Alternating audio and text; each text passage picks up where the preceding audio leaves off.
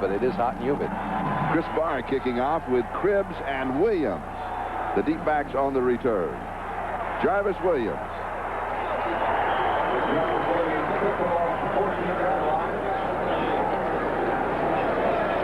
Ron Fellows makes the tackle and will set the offense for the Miami Dolphins with Dan Marino at quarterback. Stratford and Woody Bennett, the two running backs. Clayton and Duper will be the wide receivers, and Farrell Edmonds is the tight end. He is the only rookie in this particular set. We also have, of course, Harry Galbraith at right guard. It was Giesler, Foster, Delamac, Galbraith, and Ronnie Lee, that offensive line. And so Miami goes to work at their own 31-yard line, first down. And Marino comes out throwing. Has protection, and the pass is incomplete, as he was going to Duper on the near side. It'll be second down and 10. Now, the Raiders are expected to show a 4-3. As you saw there, the four-man front will be Long, Piquel, Wise, and Greg Townsend. The three linebackers, Robinson, Millen, and Rod Martin. And in the secondary, where the Raiders have had all kinds of problems, they have a rookie at one corner, Haynes aging at the other corner, and Carter and Anderson. Second down and 10, Miami. Ball game just underway. The give is to Troy Stratford. Charlie, the Raiders came out actually in the 3-4. They had yesterday at practice, they normally a 3-4 team. It said they needed to get after Marino on the Dolphins and would go to a 4-3 instead. And the Dolphins were anticipating that, but coming out on that particular down, second down and long and 10, they went to the 3-4. How much of the 3-4 versus the 4-3 do you think we'll really see today? I think we'll see the 4-3 on all passing downs. The Dolphins are a first down passing team. Here in 3rd and 6, I think you'll see the 4-3, and we do see the 4-3. And 6 in the secondary.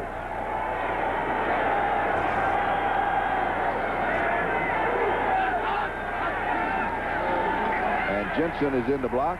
He drifts out over the middle. The pass is incomplete to Mark Clayton.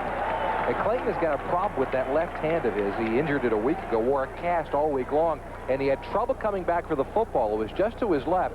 He had trouble grabbing a hold of it. Marino just a little bit off, but the ball was eminently catchable. Mark Clayton still showing problems with that hand. 4th down and 6, and returning will be Tim Brown. Reggie Roby will be kicking. That's not Roby. That's Tim Brown. Roby's at the opposite end. There he is. Oh, it is a beauty. Tim fields it, takes it on a hop at the 2-yard line. Major mistake to field the ball inside of the 10. 63 yards with a 5-yard return. And Lippert Hobley was down for Miami. Yeah, Tim Brown should have let that one go. Yeah. But you know what happens is you get confidence. We were here on opening day, and Tim Brown takes a kickoff all the way back. He had another return nullified because of a penalty. And when you get confident like that, you think you can take it at 2 and go 98 yards. But after a while, after you get knocked down inside the 10-yard line time and time again, you'll start remembering to let it go into the end zone. What happened to you once on a punt return? And you... Many times bad things happen. No. Schrader, Smith, Muller, Galt, Lofton, and Parker. Mosbar, Hannah, Lewis, Wilkerson, and Graves, the offensive line. Raiders ball their own 8-yard line. In a game against the Raiders when you're playing with Miami. We'll get to that story. It was the last time the Dolphins beat the Raiders. Schrader, little play action fake, and the pass is complete. And it is Vance Mueller who pulls it in. Marcus Allen is not playing. He is not even dressed for the game. Has a bad hand, has a cast on it. And the funny thing was that the Dolphins didn't believe that Marcus Allen was not going to play in this contest. He'd come out before in previous games with the Dolphins, one in particular I can remember at the Orange Bowl, limping. And the Dolphins were told he was not going to play. He wound up scoring 3 TDs against Don Shula. And yesterday, talking to Coach Shula, he did not believe that Marcus Allen would not perform today. But as you can see, he's in his street clothes. At least for the first half. Right. Who knows about the second half? A gain of 8. Second down and 2 at the Raiders' 16-yard line.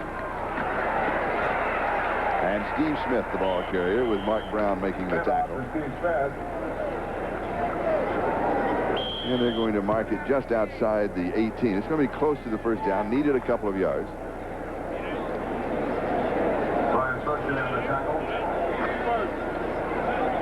And the chains are going to come out. Well, the chains come out You were going to, and Coach Shula said, catch the ball. Well, it was the last time the Dolphins beat the Raiders. It was in the Orange Bowl, 1978. The Dolphins have not beaten the Raiders in 10 years.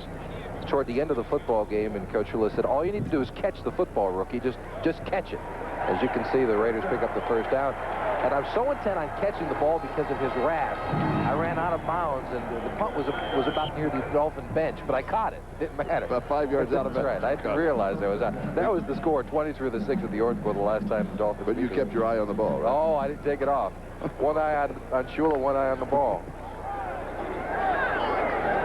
I just happened to be standing right next to when I got it. He said, nice job.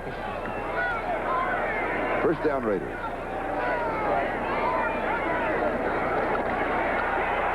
Brady wants to set a screen, and he gets it off to Steve Smith. And they're going to end up picking up a yard on the play. To the 19-yard line, it's going to be second down and 9. T.J. Turner was putting the pressure on the quarterback, and he felt that he had grasp and control. Yeah, it was Turner and Rick Graff, number 99, both are in. It's actually Graff. He thinks he's got control, and it appears that he does at that point. He's got a grasp, obviously, and control, but it is the decision of the official who's standing up on top of it. But Graff certainly did have a beef on that one. Second down and 9, the ball at the 19-yard line. No score, we're just underway. And here's the draw. Mueller has a couple of yards to the 21, so it's going to be third down and 7 as Offerdahl makes the tackle for Miami. What the Raiders lose without Marcus Allen in there, Mueller's got great speed for a running back. He's more of a straight-ahead type of a runner, though, as we take a look at the Dolphins' defensive line. But they lose their top receiver, and they lose their top rushing back as well. And their linebackers. Graff, Brown, Offerdahl, and Green. Mark Brown, a career game a week ago with 2 interceptions against the Vikings. And 8 unassisted tackles. Third down and 7. Jay Schrader, the quarterback. And this, in reality, his third full game. And he goes deep and has a man. Incomplete. They're going to rule it incomplete. Willie Gault got behind the defenders but couldn't hold on to it. And what he did is he fell on the football. It happens to a receiver periodically. Trouble getting up. He probably lost the wind. He fell on top of the ball, and it caused it to force it outside. Take a look at the officials here. Now, the Dolphins, remember, have not given up a touchdown via the pass all season long. But the Raiders have some of the best receivers in football today. They're averaging more than 20 a catch, all 4 of them. You see, he does have the ball and the catch. I think that's a fumble. And, of course, the replay officials will be taking a look at it. But well, that wouldn't be a fumble because the ground cannot cause a fumble, so it would be possession, right? But I think when he turned over, he still had the ball after he hit the ground. All right, well, let's see. Let's take another look at that. We can take another look. And you're right, he bounced right on the ball, and that knocks the wind out of him and causes bruises. Now, he does hit the ground here. He has possession. All right. Now, when he rolls over, does he still have the ball? Yes. Well, yeah, but that's rolling over in slow motion. Yeah, that's true, too. I wonder if we could see that at regular speed. If we could see that at regular speed, I think it's a completed pass and a first down. And a fumble. And no, because the ground cannot cause a fumble. All right, here he is, regular speed. But nobody touches him. Remember that. He's not down until somebody touches him. That's true. That's true. There's no contact. Right, exactly. So the Miami then should have the ball. Well, based on review by the replay official, the play stands 4th down. Like I said. Well, it does have to be indisputable evidence, and we disagreed for a while. But I disagree with the call. I think it should have been a first down for the Dolphins going the other way. Jeff Gossett will be kicking on 4th down with Schwades and Williams, the 2 deep backs. And taken at the 26-yard line by Scott Schwades. And he's going to have 5, maybe 6 yards on the return. Stephon Adams makes a tackle. There's a flag down, a 54-yard kick with a 5-yard return. And there's markers on the field.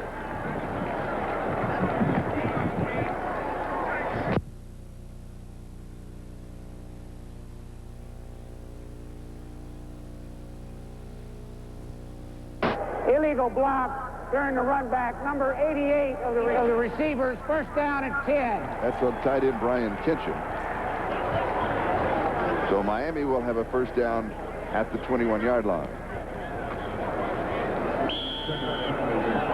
We have no score in the ball game, and just over 10.5 minutes left to go here in the first quarter. And the Dolphins with their second offensive possession.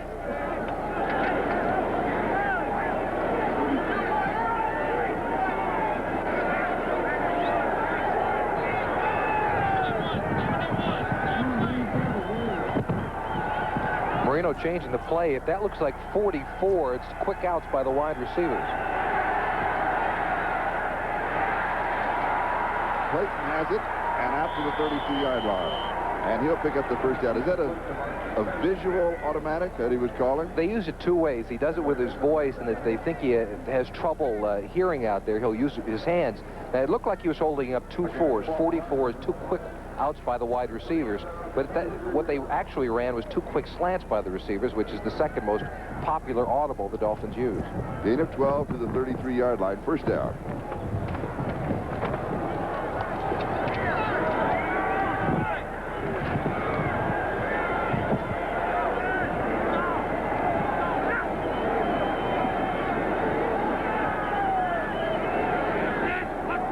Shotgun on first down. And pressure.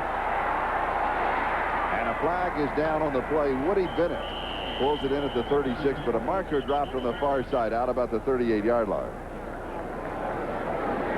Matt Millen and Jerry Robinson on the stop, and it's going to be a holding call against the defense.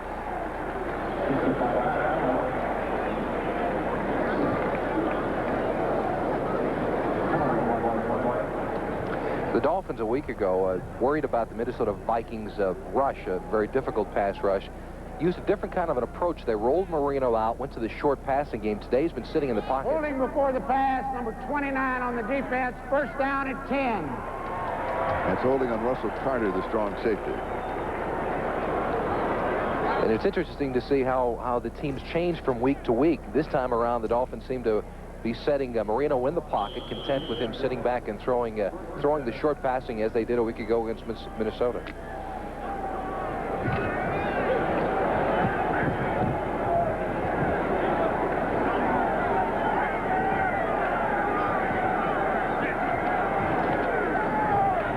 Stratford, the ball carrier, makes a nice cut. 42-yard line. He'll pick up 4. It'll be second down and 6 as Howie Long makes the stop. Stratford has made some noise about being unhappy because he doesn't think he's been touching the football enough. He does it in a good-natured way. He thinks the more he touches the ball, the more effective he is. 10-minute ticker. Cincinnati out in front of the Jets in the fourth quarter. Seattle beats Cleveland. That's the final. And the other fourth quarter scores.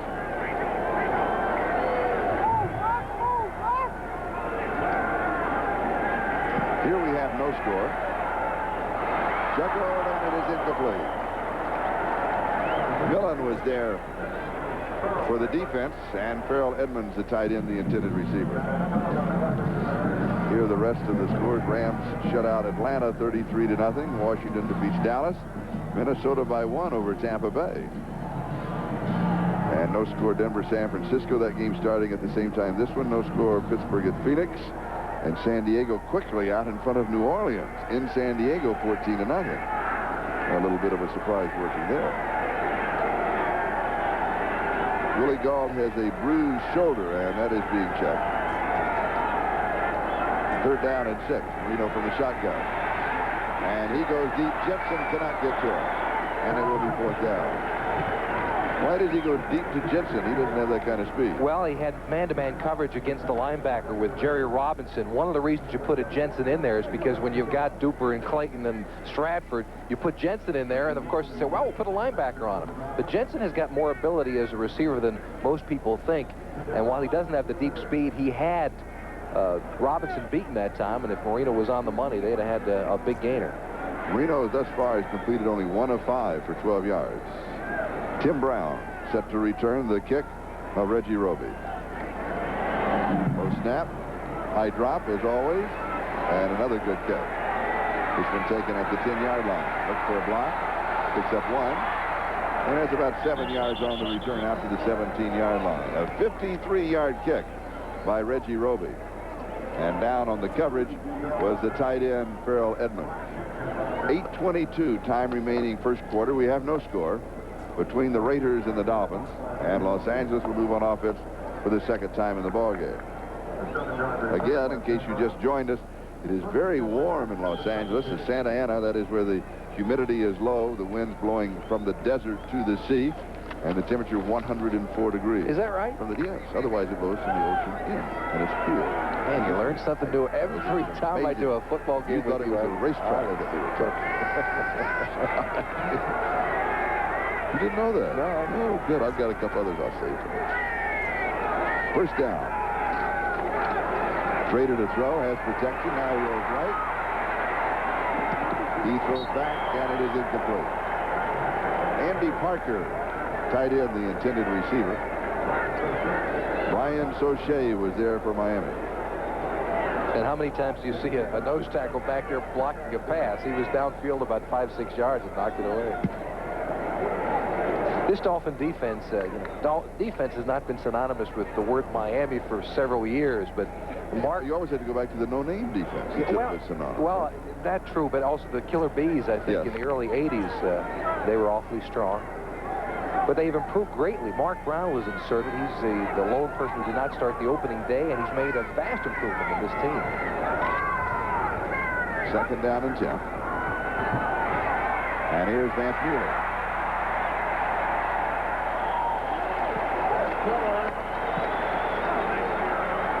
And we'd like to welcome those of you who have been watching the Kansas City-Houston game here at Memorial Coliseum in Los Angeles. We have no score between the Raiders and the Dolphins. And a gain of 11 yards for Vance Mueller of Los Angeles. We have 7:49 in counting. That is the time remaining in the first quarter. And the Raiders have the ball now at their own 29-yard line, first down. Jay Schrader, the quarterback. Marcus Allen not playing in the ball game. He has a cast on his hand. Mueller and Smith are the running backs. And Smith showing motions. And Mueller is down. Hit right at the line of scrimmage. His momentum may carry him to the 30, where it'll be second down and 9. Let's see where they mark it. As John Offerdahl was there to stop it. John Offerdahl, the Dolphins defensive squad, their coaching staff puts together a film called Putting on the Hits, and they show it to the players on Fridays before football games. That hit will be included. One of the prerequisite is that the defensive player has to pick a running back off the ground and putting him back down on his back, and Offerdahl has been on that reel of film they show to the players to try to goose them up quite often. They mark it at the 29, so it's no gain, second and 10. Schrader back to throw. Again, good protection as he had most of the beginning of this ball game, and the pass is incomplete to Andy Parker. We'd like to welcome those of you now who have been watching the New York Jets-Cincinnati game. Cincinnati defeating the Jets 36-19, so the Bengals remain undefeated. And quite a surprise. The only undefeated team in football, and if you'd have said that opening day, I don't think very many would have believed you. Third down and 10. I don't think anybody would have believed it. Except for Cincinnati Bengal fans, I guess. And I'm not sure the vote there would have been more than 6-5. Schrader from the shotgun.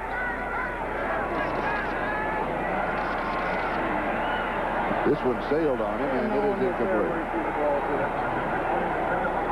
Schrader has only completed 38% of his passes since he took over for the Raiders. He's had his trouble with being on the money. Talking to the Raiders, he's only 2 of 6 today for 10 yards.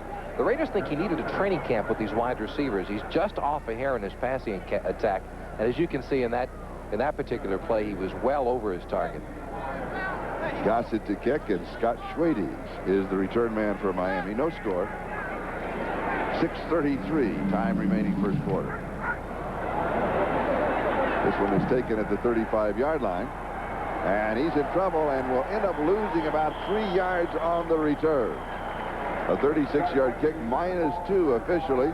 No score between Miami and the Los Angeles Raiders. We'll be back in just a moment. The temperature 104 degrees. The first road game on grass since 1986 for the Dolphins. In the last 5 years, 7-4, their record on the road on grass fields. But their record on the West Coast against the Raiders in Oakland and in Los Angeles is 0 as far as the win column is concerned. Don Shula, the head coach of Miami, 0-9. Do not want to get on a plane going to the West Coast during that kind of a speed. No score. 6:23 time remaining first quarter. And it's been a standoff thus far.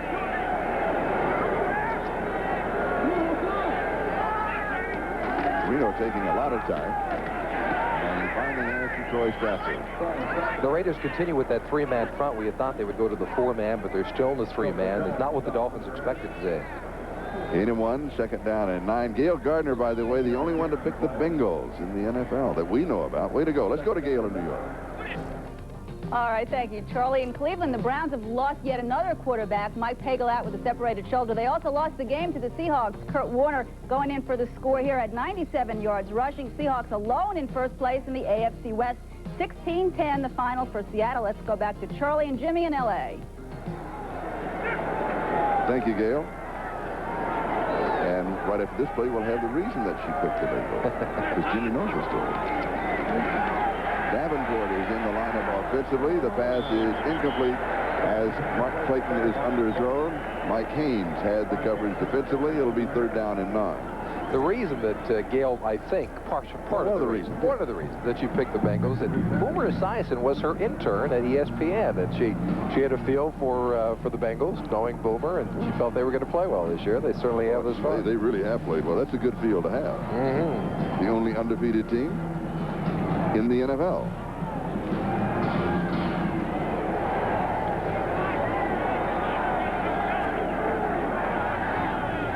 Now the Raiders into their 4-man front, Charlie, in an obvious third and long passing situation. Reno off to a very shaky start. Now we have flags, and I'm surprised that we don't go ahead and have the whistles. This one is going to be intercepted but out of bounds, and so it will go as incomplete pass because you had encroachment by the defense moving across the neutral zone and making contact, or it looked as if they made contact, and meanwhile at the same time you had the offensive line moving before the snap, and that's an automatic call. Usually when that offensive line moves, even if the defense has moved, they will go ahead and stop the play before it gets off. They will be offsetting penalties and will do it again. That's my guess. Here's one of them. Bad guess so far. So far. What may have happened is the contact may have occurred first, and then the movement occurred later on this side of the line of scrimmage. Offside. Number 70 on the defense. Still third down. That's on Scott Adams. I would have sworn that I saw the offensive left tackle come back. Scott Davis, excuse me.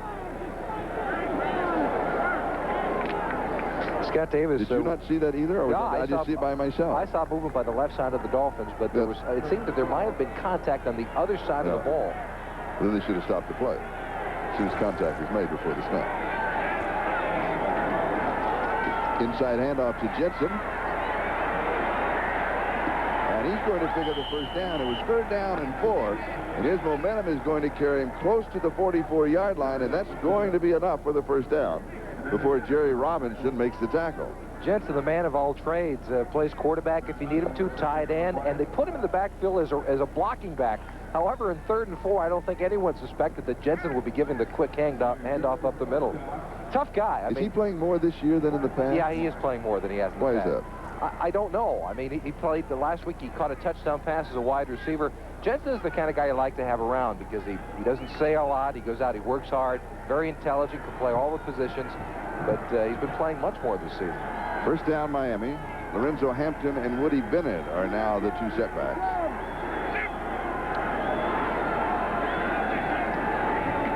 And a 4-man rush. And it is incomplete. Mark Clayton, the intended receiver, and Dennis Price, the rookie from UCLA, taken in the 5th round of the draft.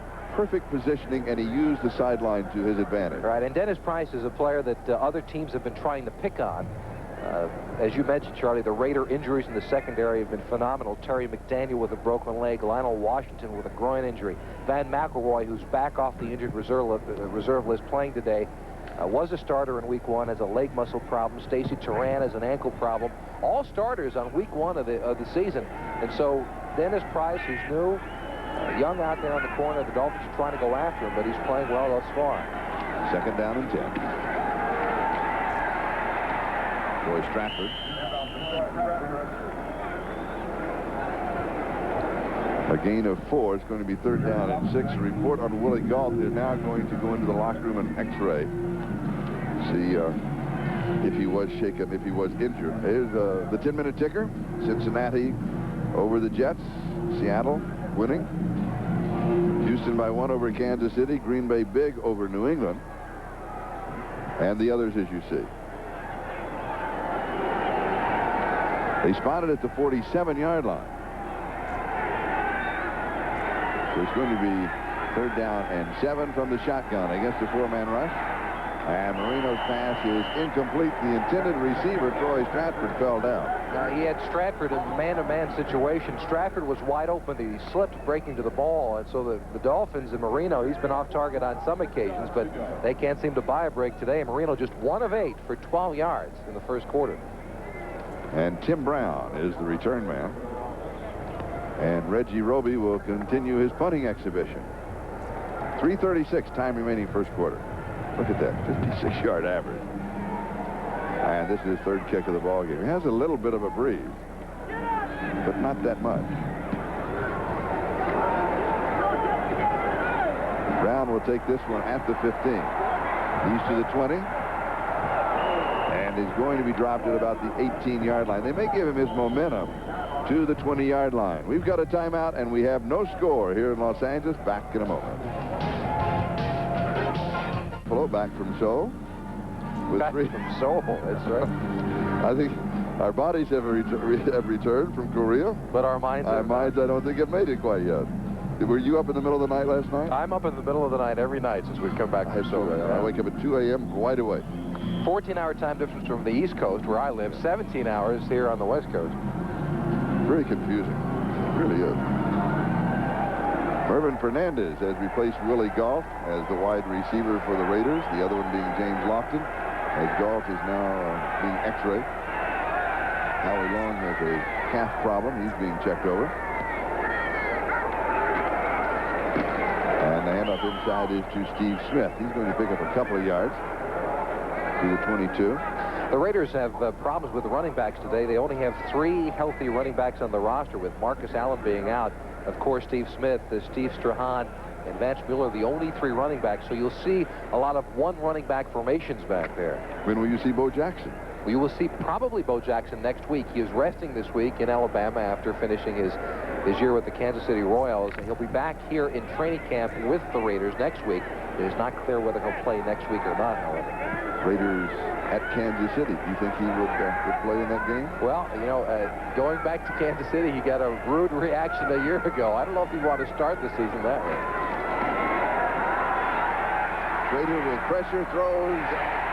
It is caught at the 43-yard line. James Lofton, his first reception in 2+ ball games.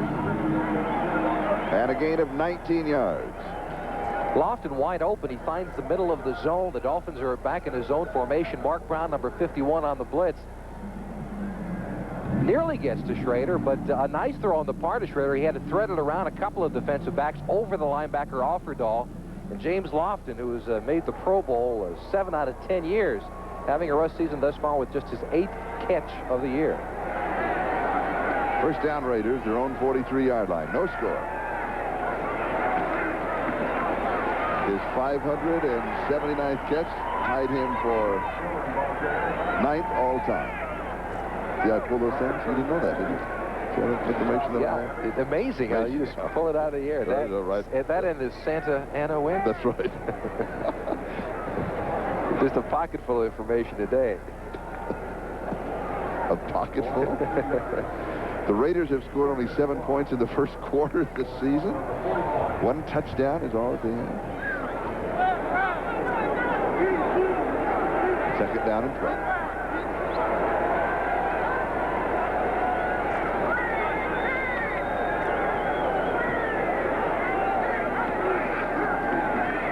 Schrader to throw. Steve Smith. That's complete to Steve Smith. And we'll mark it the 48-yard line. Gain of 7, and it's going to be 3rd down and still 5 to go for the first down. Coming into this game, Steve Smith, as you can see, had 11 catches. He only carried the ball 12 times. Now, usually in the old Raider offense, the fullback was a blocker. I mean, that's all he did. He carried the ball sometimes. But here in Mike Shanahan's offense, the fullback, as he was in Denver, that's where Shanahan came from, is a receiver. And so Steve Smith has got to fill the bill of catching the football out of the backfield for the new Raider look. Lofton, Fernandez, and Tim Brown, now 3 of the wideouts. And the inside handoff to Brown, and picked up good defensive play by Rick Graf. Made the penetration and just caught Brown to drop it. Rick Graf played his best game as a Dolphin, perhaps, certainly this year, a week ago against Minnesota. And anytime you can catch Tim Smith from behind like that, sure, he was just getting wound up, but he is awfully quick. A big play by Rick Graf. And the gun sounds. That is the end of the first quarter. No score between Miami and the Raiders in Los Angeles.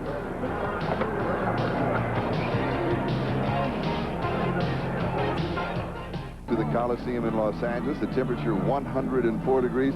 I'm Charlie Jones along with Jimmy Cefalo, and thus far we really haven't seen that much action in the ball game. Almost like 2 heavyweight fighters feeling each other out. Yeah, and 2 heavyweight fighters who are missing punches. Yeah. Both Schrader and Marino having trouble, not completing a lot of passes, and that's what you expect out of this contest. Both Schrader and Marino to be on target. This is a game unlike any other Raider-Dolphin game you might see. We'll get into that story in just a couple of moments. And the ball will be down at about the 15-yard line. And a kick of 42 yards. And we'll take a timeout. We have no score here in Los Angeles, and we'll be back in just a moment.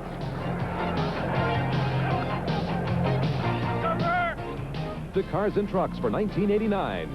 By United Airlines, rededicated to giving you the service you deserve. Come fly the friendly skies. And by Diet Coke. Enjoy Diet Coke. You're going to drink it just for the taste of it. Miami with the ball, first down at their own 16-yard line.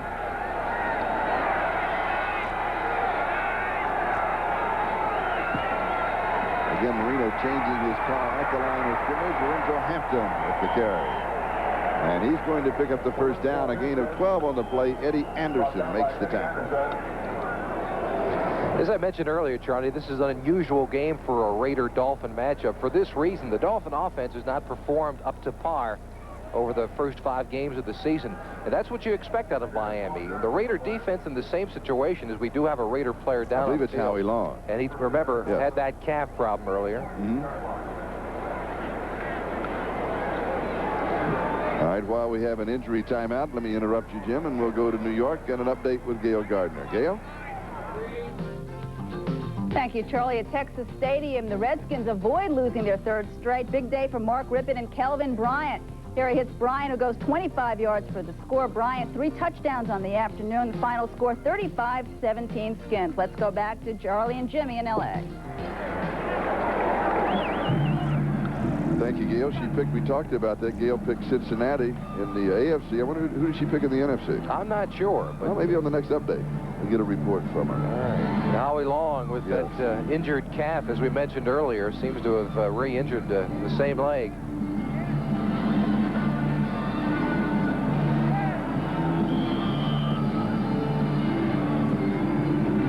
And Howie Long has suffered through a tough year because he's been triple-teamed, double-teamed as usual, but the rest of the defensive line of the Raiders has not played up to par. Bill Pickel, Mike Weiss having 4 seasons, and that has left Howie Long all by himself. No wonder he's been injured. He's been fighting it all year long. Pass is complete to Mark Clayton. And Clayton, they thought they were going to have to hold him out. He had this goes back 10 or 15 minutes ago, some problems with the heat, and thought that they would hold him out. Obviously, he's back in the ballgame. First time that either team has been past the 50-yard line. And this is Marino's just 2nd completion. He's now 2 of 9 on the day. Quick slant pattern. Again, they're working on number 38, Price. He is the youngster back in the secondary. And for the first time today, he makes the mistake, and he does it against Clayton. The Dolphin offense is predicated on the short passing game, allowing Clayton and Duper to break the first tackle and turn it into a big play. And a gain of 23 yards. Juggled. And he holds on to it. Mark Clayton. And he had a battle with Mike Hayes. Well, if he's got a problem with the heat, you'd be surprised here. This time he's going against the veteran, Mike Hayes, on the other side. Toughest thing to do against Hayes is a release. He gets a good release on the line of scrimmage, and that's how he makes it. And then the juggling catch. What reaction on the part of Clayton. And remember, too, he's got that bad hand. He injured a wrist and a thumb a week ago, and it didn't stop him from making the catch against one of the best veterans in football today, Mike Hayes. And a gain of 12 yards. By the replay official, the play continues. Oh, we would agree with that, wouldn't we? Well, I don't see the reason to stop now. Yeah.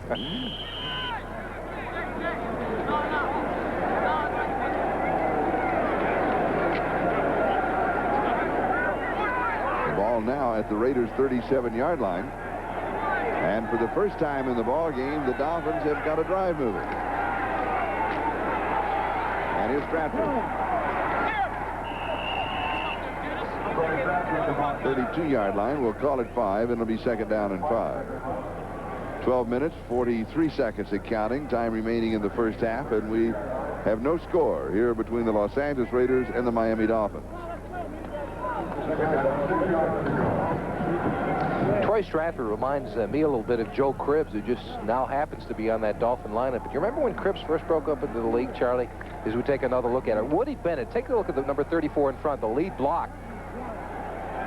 He makes the block, but on the ground, the defender, whose number I could not pick up, still has enough gumption to trip Stratford up. But remember when Cribbs broke into the league, he had that same kind of look that Stratford has now, very shifty. Winslow Hampton, the ball carrier. And we'll check the 10-minute ticker. Games in progress. Denver and San Francisco tied 3-3. Pittsburgh Phoenix tied.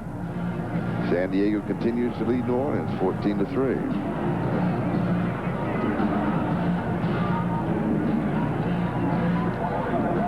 Howie Long, a strained right calf muscle, will probably not return. Third down and 1.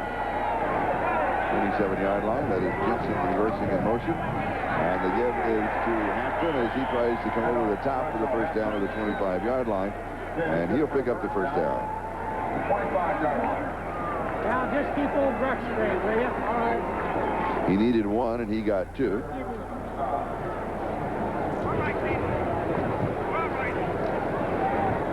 And this will change the way the Raiders play defense today. They were going to go to that 4-man front to try to get a little bit more pressure on the Dolphins, but with Howie Long out, that reduces the number defensively. The Raiders came into this game with just 43 healthy players on the field because of Marcus Allen's injury. And now down to 42. Now down to 42. And Willie Goff down to 41. He returned momentarily, and then they took him out of bounds to the locker room to check him as Mark Clayton goes out of bounds at the 16-yard line. He has 9. It's going to be second down and 1. And so now Marino is just starting to pick that defense apart, this time going after the rookie Dennis Price. Mark Clayton, you talk about ability. He's got very good speed, but what he does is his quickness is better than most receivers in football today, and he has amazing leaping ability.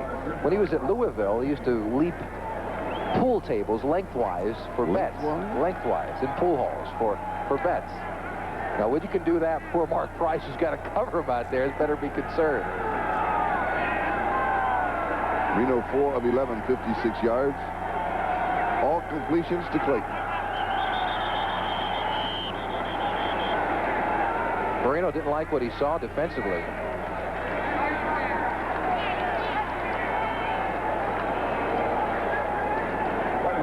And we've got a timeout with 10:40. That is the time remaining. In the first half, we have no score. Miami and the Raiders. And now they are saying that it was a delay of game and not a timeout. And so the trainers who had started out on the field. Delay the game. It's still second down. No timeout. Second down. A clarification from the referee, Red Cashin. And So the penalty takes the ball just outside the 20, and it'll be second down and 6.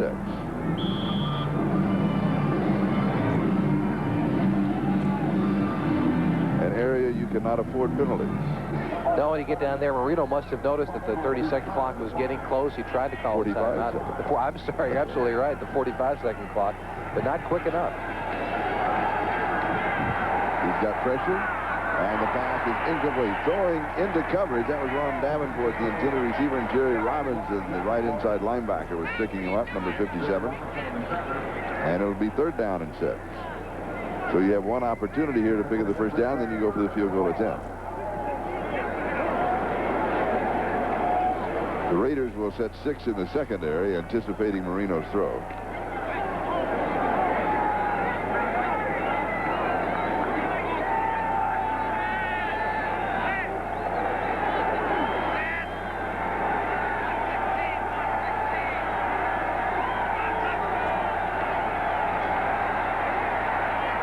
Over the middle, the pass is complete to the 5-yard line, to the 3-yard line, and again it is Mark Clayton, the defender, slipped, and a gain of 18 yards on the play. A gain of 16 yards. It was Eddie Anderson, the free safety, who had the coverage, and when he made the cut, he lost his footing and went down, and he was all alone. Well, Clayton, they put him in motion. Again, I mentioned the great lateral movement that he has. That's why they put him in the slot. See, he tries to get hidden in between the defenders, and he does the job. The defensive back, Eddie Anderson, gets caught up trying to fight through the traffic, slips on the turf. And it was Dennis Price that had the coverage that slipped, though. So the 4-yard line where it's first down and goal to go. And Miami now with an opportunity to move out in front. Hampton a yard to the 3, where it's second down and goal to go. You surprised they were not throwing on first down? No, I'm not. Inside the 5-yard line. Although the Dolphins this year have shown more tendencies to throw the ball down there inside the 5. I'm not surprised. Knowing the old conservative nature of the Dolphins inside the 5-yard line, that's what I expected. Second down and goal at the 3. Do you throw now? Now you throw. You throw on second down inside the 5-yard line, I believe. I don't think you throw on first down. Why not? I think you give your running game a shot. At second down, everybody's expecting you to throw on third down. Second down is the part where the play action works. Let's see if the Dolphins go to it. Semi-play action. Incomplete. Brian Kinchin, the intended receiver, Russell Carter, had the coverage, and it's now third down and goal to go at the 3-yard line. Let's try to pick up what the penalty is. Obviously, it's going to be interference either one way or the other. I'm not sure that Kitchen didn't have something to do with pushing on. Number 29 by the defense. Half the distance to the goal. First down. And it will go against Russell Carter. And so a major break. The ball, we'll call it just inside the 2-yard line, actually about 1.5 yards away. First down and goal to go.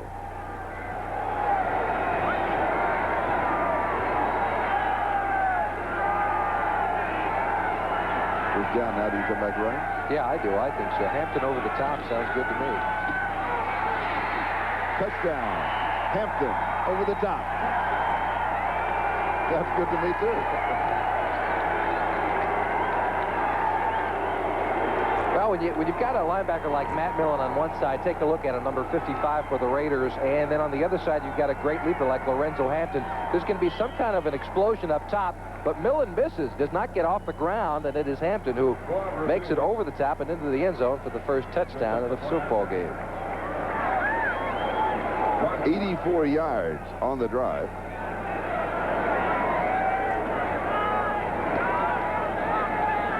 Gervais with the point after. A high snap, but it is good. And Miami moves out in front of the Raiders by a score of 7-0 with 8:55 left to go in the second quarter. Juan Gervais to kick off, and this kickoff is sponsored by Budweiser, the king of beers. And the kickoff sails past Tim Brown through the end zone for the automatic touchback. Will bring the ball out to the 20-yard line, where the Miami Dolphins will have possession, first down. 8:51, that is the time remaining in the first half. And Miami is in front of Los Angeles by a score of 7-0 as Jay Schrader comes out at quarterback with Vance Mueller and Steve Smith, the 2 running backs. Jay Schrader, number 13. Dan Marino of the Dolphins, number 13. How long has it been since a pair of 13s were the 2 starting quarterbacks? I don't know, Charlie. How long? We tried to check and find out, and we couldn't. This may be the first time in history. We've got a timeout. We'll be back to the Coliseum in just a moment. Leading the Raiders 7-0. Willie Gault is all right, and he is back in the ball game for Los Angeles. Raiders first down from their own 20-yard line.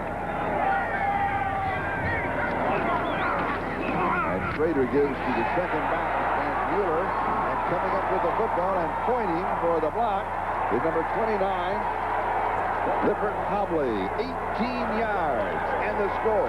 And suddenly Miami owns this football game. 19 yards officially. Let's try to find out who made that hit on Mueller coming out of the backfield, Charlie. As you mentioned, it's Hobley who goes in, but it is another Dolphin who makes the hit. We believe it's Hugh Green. Let's see. It is Hugh Green, number 55 coming up. No one came out to block him. You see number 35, that's Smith. He's supposed to make the block on Green, and he doesn't. The big hit by Green and Hobley into the end zone for a defensive score from the Dolphins. That is something that has not happened in Miami in quite a while.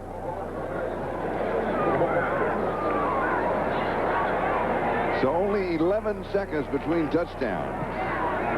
The Bays with the extra point. And it's Miami 14 and the Raiders nothing. Now with 8:44 left to go. First half. We'll be back in a moment.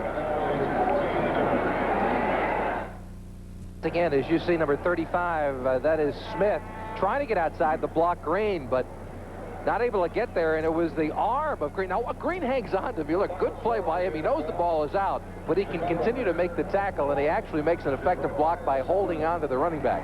Nice play by Green. Meanwhile, the Dolphin defense has now gone 11 consecutive quarters without allowing a passing touchdown. Kansas City Chiefs 6. The Rams defeated the Falcons 33-0.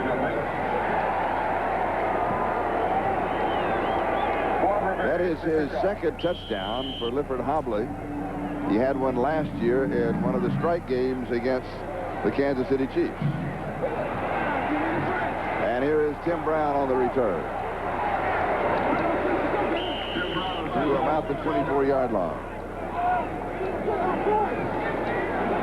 Where Offendahl was there for Miami. Games in progress. Denver and San Francisco still tied 3-3. Phoenix leading Pittsburgh by 3, 10-7, and San Diego still in front of New Orleans, although the Saints are closing the gap on them as San Diego got out on a quick 14-0 lead. That's the lead here, 14-0. Miami in front of the Raiders. There's 8:34 left to go, second quarter. And Los Angeles has the ball this time at their own 19-yard line. Just a moment ago, they had it at their 20. A fumble on the first play from scrimmage of that drive. Raiders pass is complete or is it dropped? No, it's going to be incomplete. James Lofton trying to slide underneath it. And it'll be second down and 10. Come on, all right.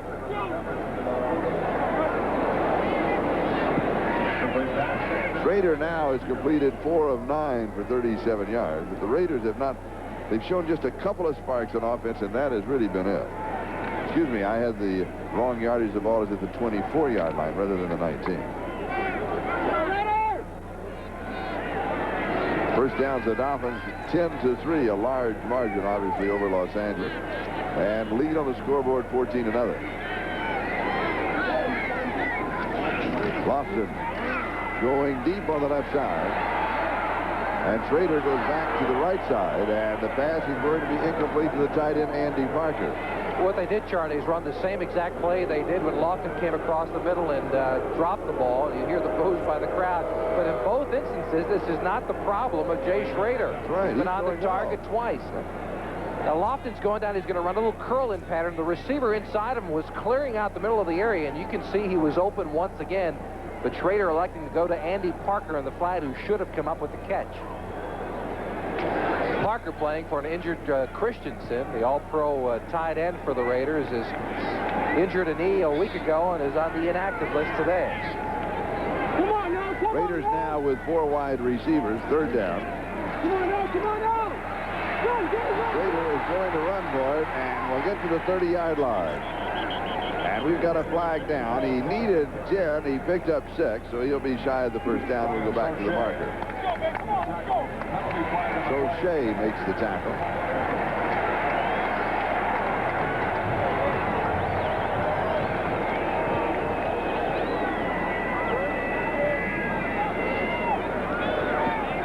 Red Cash, Holding. referee. Number 45 on the defense. First down. Rodney Thomas, taken in the 5th round of the draft this year out of BYU. And with the penalty, the ball goes to the 35-yard line, and it is a first down.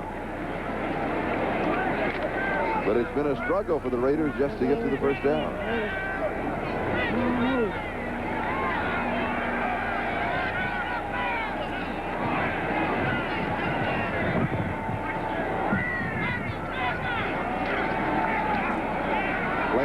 Fake to Mueller. And it was intercepted at the 32-yard line.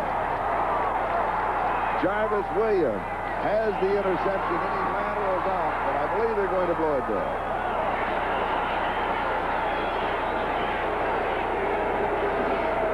So Jarvis Williams has his first interception of the year. Now, this is a complete zone, Charlie. Jay Schrader, it looked like an overthrow.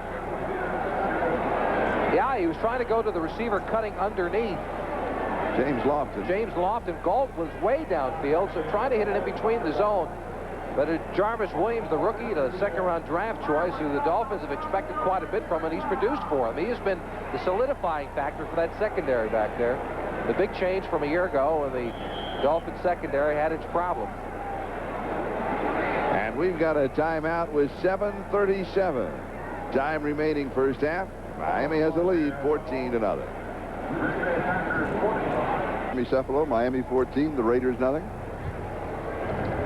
And Los Angeles continues to struggle. Ron Fellows has replaced Dennis Price at defensive cornerback for the Raiders. Jay Schrader had his share of bad luck. When he's on target, his receivers have not hung on to the football. We saw evidence of that with Andy Parker dropping one, James Lofton dropping another, and now he makes the poor choice of throwing it into the middle of his zone, and Jarvis Williams with a big interception for the Dolphins. So Miami now with excellent field position starting this series at the Raiders' 45-yard line. And a chance to blow the game wide open. They lead 14-0. You go deep immediately? No, you give to Davenport. 31-yard line. 14 yards and a first down. And Anderson finally brings it down at the 31.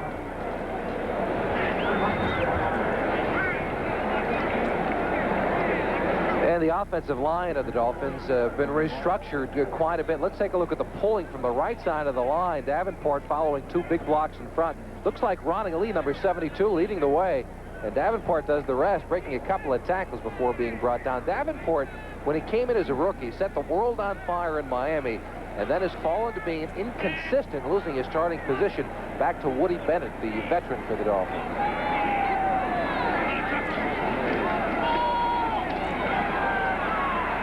Lorenzo Hampton gets the call. And, of course, if you're effective on the ground, you stay on the ground. Scott Davis with the tackle. Oh, and you get a 14-point lead, Charlie, and you're predominantly a passing team. You like to go back to your running game. Take some time off the clock. And that is a surprise. Scored the 4th. The Miami Dolphins with Dan Marino back there, only scoring 72 points on the year. That was my point before. The Raiders have given up more points than any other team in football this season. Now, when was the last time you would expect a Dolphin and Raider team to go up against each other like that, with the Dolphins performing poorly offensively and the Raiders performing poorly defensively? And it's 2nd down and 7. Now Marino to throw. Did he have to get rid of it too soon? Now, that's a busted pattern, Charlie. I'm not sure if Edmonds was supposed to get downfield. He seemed to be having trouble getting off the line of scrimmage, which is the toughest thing that a rookie tight end has to learn. To get off the line of scrimmage, get away from a linebacker whose only job is to hold you up. Robinson and Fellows with the coverage. Marino now 5 of 14 for 73 yards. The numbers are not impressive. It's 3rd down and 7 at the 28. The impressive numbers, Miami 14 and Los Angeles nothing. And we now have 6 minutes left to go in the first half. Lorenzo Hampton scoring 1 touchdown. Clifford Hobley scoring the other one on a fumble recovery.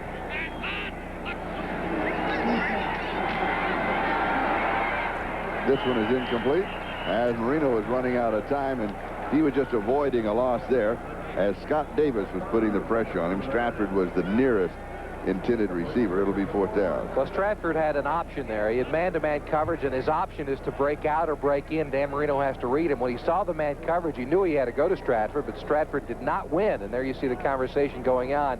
Marino probably saying to Stratford, you got man-to-man, you got to win for me. Jaworski to hold. See, he's at looking the 35. I'm sorry, Charlie. He's Good. looking for him right now. He knows where he has to go, but he has to get rid of it as Davis comes in late and wraps Marino up.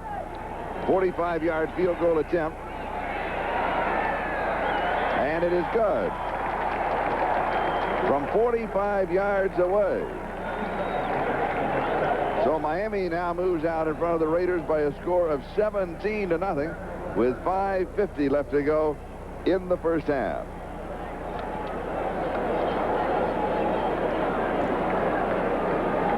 The Dolphins jumped out to the same kind of lead a week ago against Minnesota, Charlie. 17-0 at the end of the first half.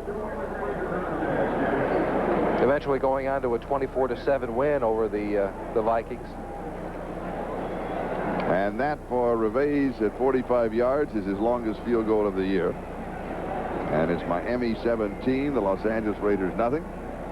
5:50 left to go here in the first half.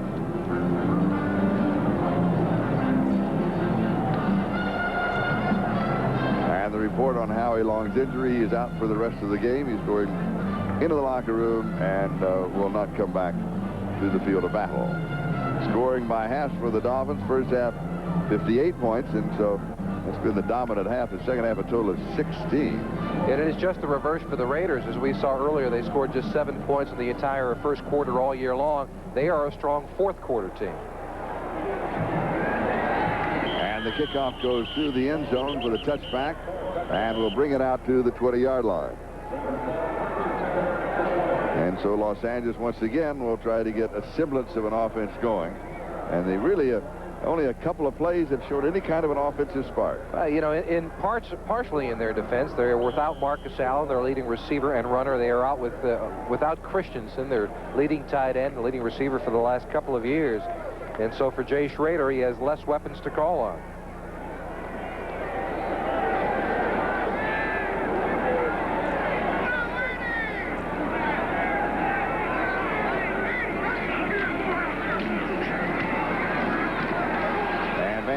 Gets the call, and he'll get a yard to the 21, and it'll be 2nd down and 9 where Hugh Green was there.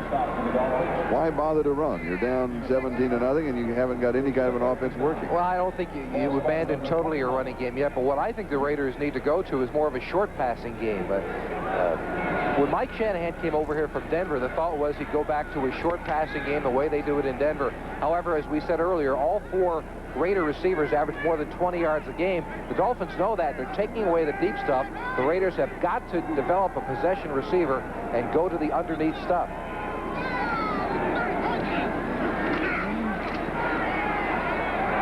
Schrader with good protection.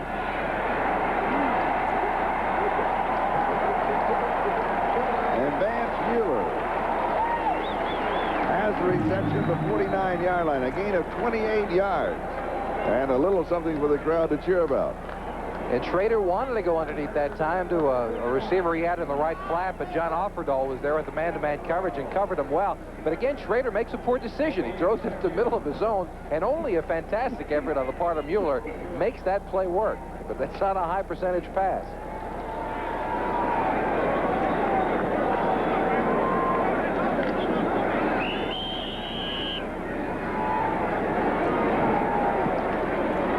believe they're reviewing that, Charlie, to make sure of the catch.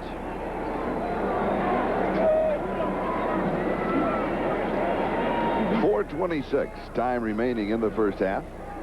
And the instant replay officials going back to that last reception.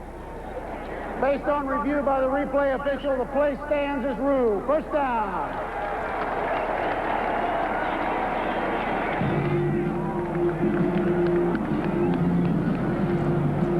First down for the Raiders at their own 49-yard line.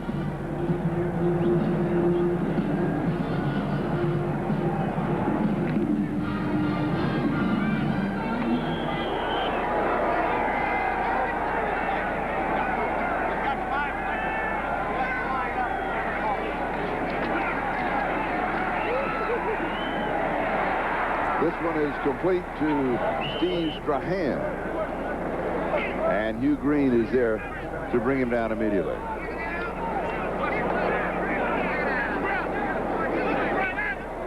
And the ball will be on the 47-yard line of Miami. A gain of 4, second down and 6. Schrader 6 of 13 for 69 yards. No touchdowns, 1 interception. And his numbers should be better today. He has made some poor decisions, granted, but he has also had some balls dropped on the part of the Raider receivers. Lofton goes wide to the far side. Brown is in the slot on the right side. Smith's the remaining back.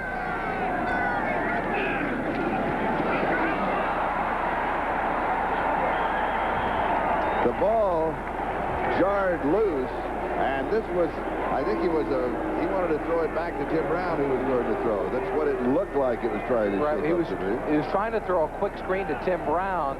As you see, number 81, the receiver. Same going back is going to be a screen pass, but he gets caught up with Steve Smith, number 35, and then does the smart thing and just jumps on the football. In watching some of the Raider films for the past couple of weeks, they have better play action stuff because Jay Schrader with the new offense is getting too close to his backs. It looks like a better play action fake, but this is the danger of it. When he gets the footing down, in this new offense, that will not happen. Third down and 13. Three-man rush for the Dolphins. Dropped off to Smith. And Smith will get to the 50-yard line.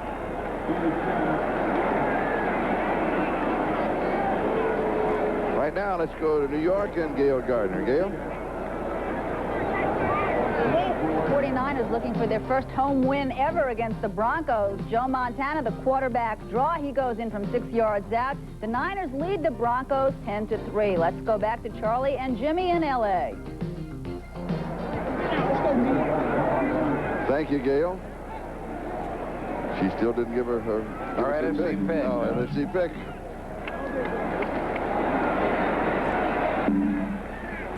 And the kick by Jeff Gossett goes into the end zone, 50 yards. We'll bring it out to the 20-yard line.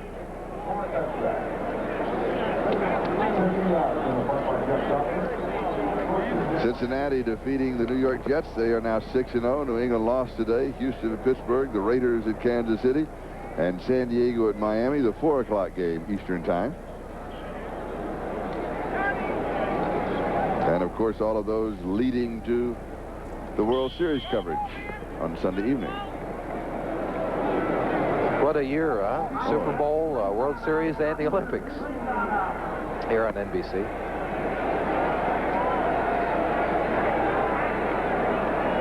That's really a grand slam. It really is, yeah.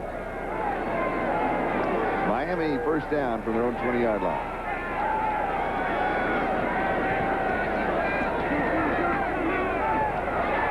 Stratford, the ball carrier.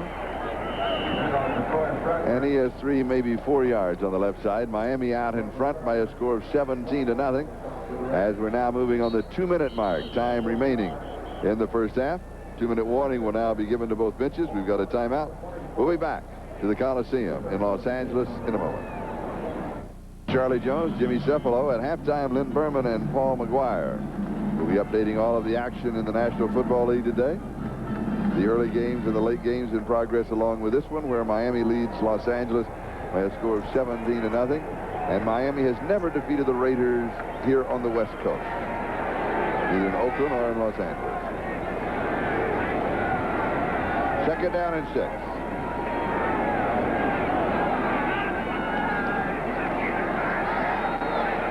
Reno deep over the middle, and the pass is incomplete. Farrell Edmonds, the tight end, the intended receiver. Russell Carter had the coverage. It'll be 3rd and 6 back at the 24.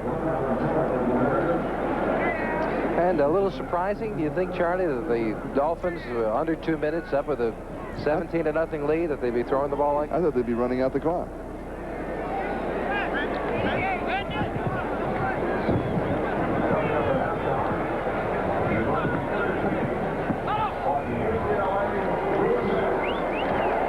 Jerry Robinson has gone into the locker room for the Raiders to have his ribs x-rayed. We'll be picking a MVP at the end of the ball game. If anybody's left, we've had several players going down with injuries. Here's Marino to throw. Out of the shotgun, and this one is complete for the first down to Mark Clayton. And now they head into their 2-minute drill. And if you throw the ball that early, with just inside the 2-minute warning, you might as well go for it now. A gain of 13. 37-yard line.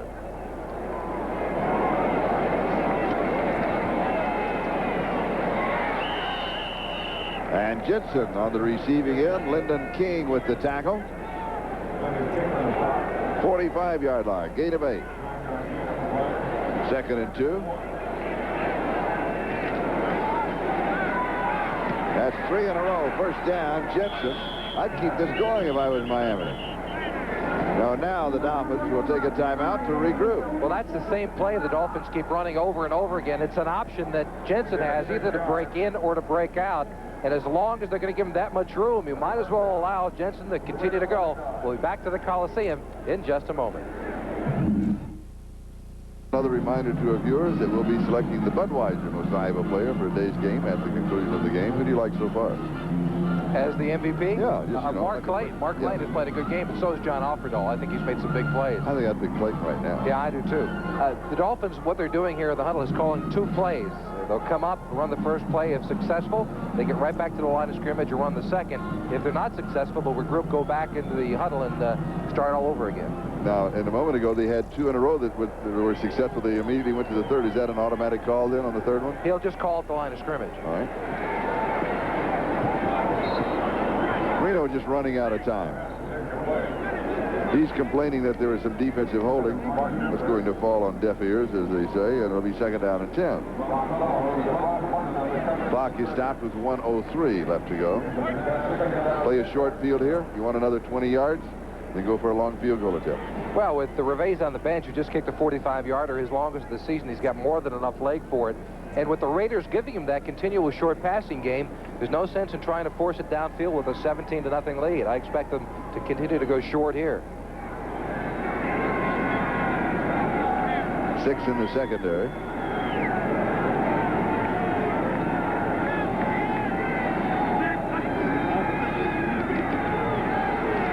Raiders rushing 5, and the pass is incomplete at the 19-yard line to Clayton. Good coverage this time by Dennis Price. He's had some good coverage. He's made some mistakes, but for a rookie, he's looked pretty good. Well, when they're going to go after you time and time again, you're going to get beat occasionally, especially when you've got 2 great receivers like Duper and Clayton. Now, Duper's name we've not called all day long. Does Duper have a reception? He has been shut out thus far. He has. Roy Foster, number 61, making the block inside. Marino gets the ball off. It's a good throw over the shoulder and actually should have been caught by Clayton. That's a tough catch, though. It sure is. You notice he went up with the one hand. He's got the problem with his left hand. He's wearing the glove on it. Injured it early in the, or excuse me, a week ago against Minnesota. 3rd down and 10, 49-yard line of the Raiders. And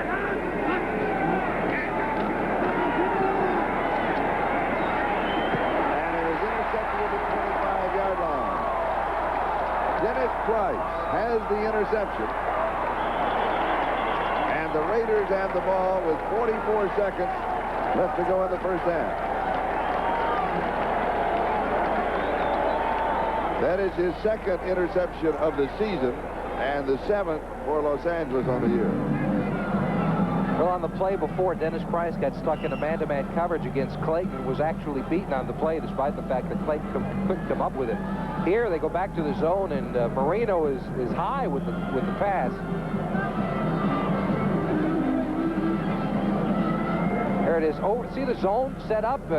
Looked like Clayton coming right back to the football, had a little bit of an open area, but An overthrow on the part of Marino. And it's Dennis Price with the big play.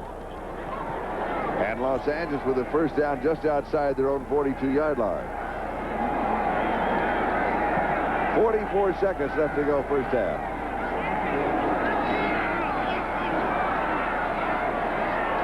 And Schrader's pass is intercepted. Don McNeil, back-to-back interception. Second time that Miami has picked off a Schrader pass in this ballgame. Now this is real track turned into a track meet. You have to expect Flojo to pop out of the stands and go outside. The gun is up. The gun is up, and it's a fair start. So Miami now has the ball at the Los Angeles 42-yard line. A moment ago, they had 3rd and 10 at the 49. Price with the interception brought it back to the 43. Miami returns the interception. 13th career interception from McNeil, his first on the season. And 34 seconds left in the half.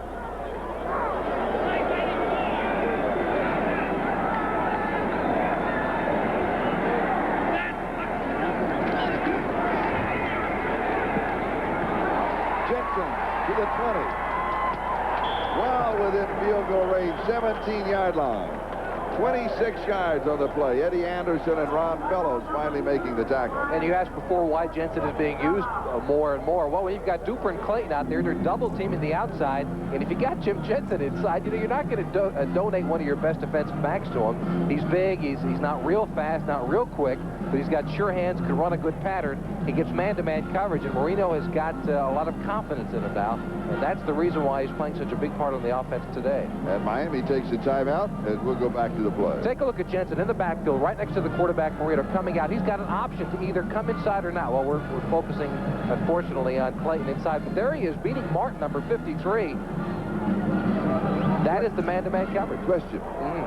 As the play was setting up, I had the feeling that Marino was improvising.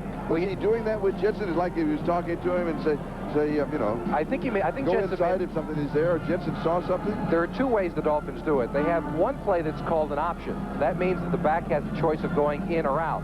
They have another play called a choice, which means the back has the option of hooking up short or going deep. That time Jensen saw that he had the deep pattern beat and went to it. So it's called a choice on the part of the halfback. But I think what happened was that Jensen lined up on the wrong side. Marino looked over and said, "Get over! What are you doing over there?" that's my blind side. It was too late.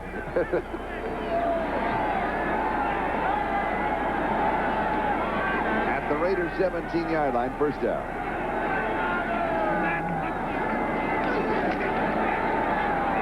End zone, incomplete.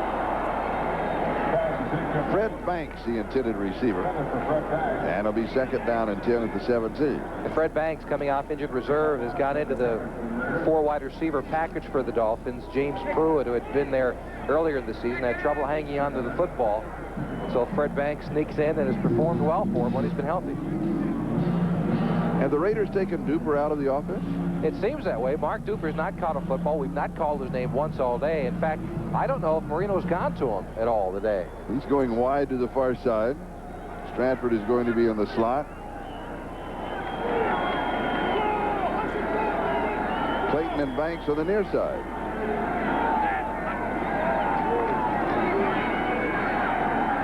And it is incomplete. Stratford coming back over the middle. It's going to be third down and 10. 17-yard line now, 15 seconds left.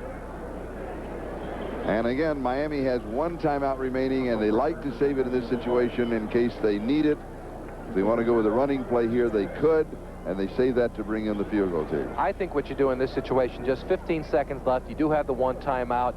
You got to go into the end zone with the ball, because there's no sense of throwing a 7 or 8 yard pass. I mean, you get tackled, you kick a field goal. It's well within Revese's range, so that doesn't come into play. You've got one play, you go into the end zone. If Marino has something sure, he should throw it. If not, get rid of it out of bounds, take the field goal, and a 20-point lead at halftime. Why not a running play and let it count down to 3 seconds left, then take your timeout? When you're up 17-0, I think you go into the end zone and try to get the bigger lead. All right. And here is Jensen at the 10, the 5. Does he make it in? Yes. And he just barely makes it in. 17 yards and the touchdown. that well isn't dry yet, is it, Charlie? No. The Raiders, somebody should say to the Raiders, hey, you know what? I think they're going to throw to that number 11, the big gangly kid, coming out of the backfield. There's nobody there, nobody within 15 yards. Stratford, number 23, with a big block to allow Jensen to get into the end zone. But I got to tell you, the Raiders are asleep at the switch. 42 yards on the drive in 4 plays, and Don McNeil set it up with the interception.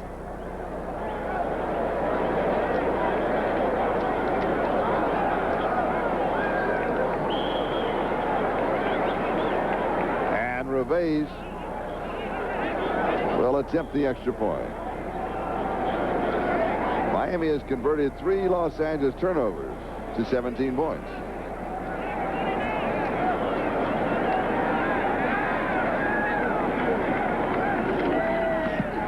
And the extra point is good.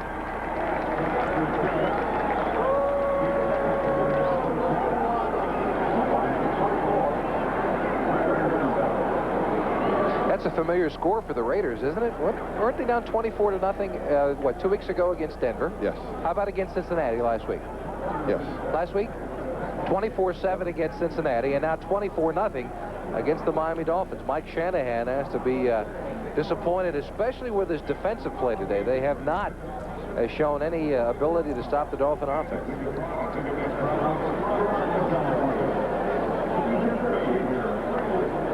Raiders head coach Mike Shanahan, youngest head coach in the National Football League, with 8 seconds left to go in the first half.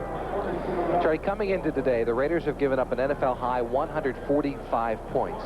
As we take a look at the Dolphins scoring drive, just 26 seconds getting the interception back from Don McNeil. Marino to Jensen on a 17-yard pass. They've given up 145 points coming into today. That is about as anti-Raider football as you can get, and I would be surprised if there aren't any changes made by the Raiders, either in coaching staffs defensively or with personnel. This has to be very frustrating to Al Davis. Reves to kick off with Tim Brown and Stephon Adams, the deep backs on the return. And this one is taken by one of the up backs. That's number 35, who is Steve Smith.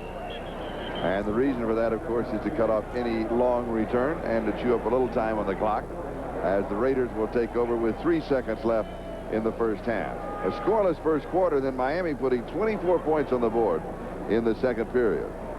Raiders 7 of 15 for 78 yards, 2 interceptions. His numbers should be a bit better, though.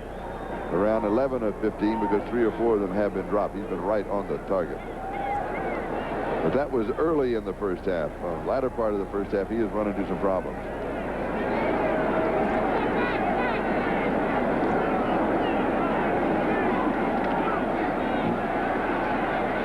And he goes deep. And it is intercepted. Miami with the interception right at the end of the half. And so the gun sounds, and the first 2 quarters are now history, with Miami coming to life offensively in the second period and moving out in front of the Raiders by a score of 24-0. The temperature, in case you joined us late, 104 degrees. NFL live halftime activities in a moment. We'll be right back after these messages from your local station.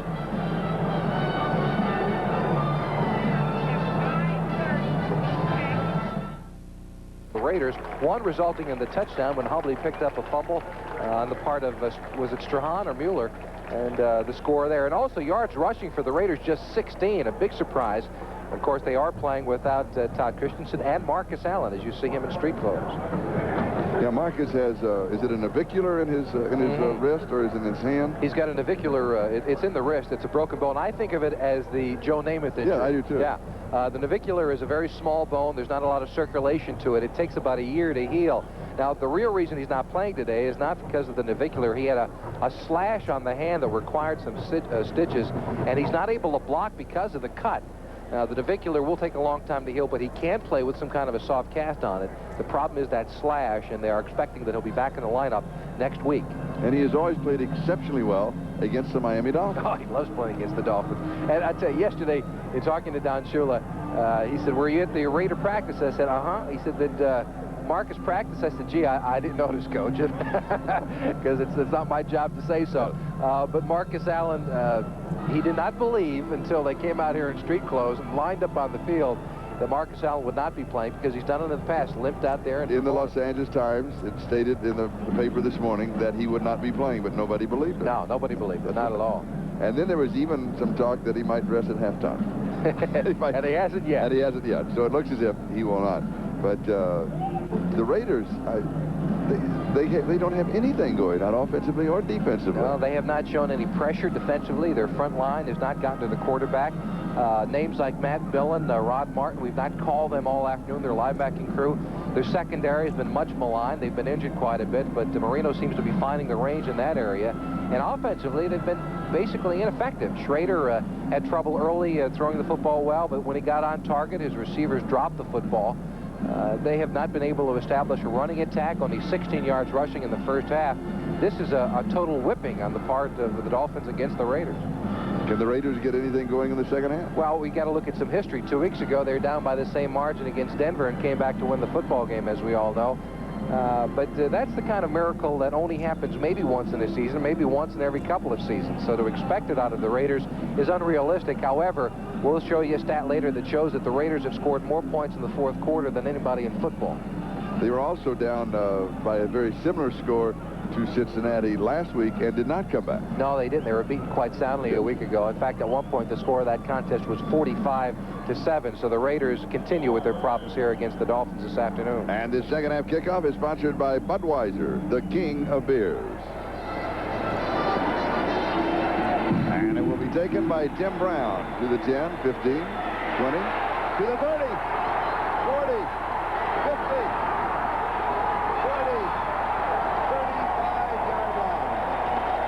65 yards. He took it at the goal line and almost clipped 100. Perhaps the spark that the Raiders needed. Rodney Thomas finally brought him down. Tim Brown was quoted earlier as saying, if a kicker knocks me out of bounds, I don't belong in the NFL. Now watch him as he breaks through the front line. The only guy to stop him was supposed to be Fouad Reveiz, but Reveiz gets a move and Brown gets past him. However, he holds him long enough for another Dolphin to come by and make the tackle. But Brown still holds true, saying that... And he stepped out right there. Yeah, he sure did. But it was not Reveiz who made the tackle, but however, he did do his job to slow him down. And he stepped out at the 43-yard line, and that, of course, is the line of scrimmage, so the return is good for 57 yards. And Steve Strahan opens up on a sweep to the right side.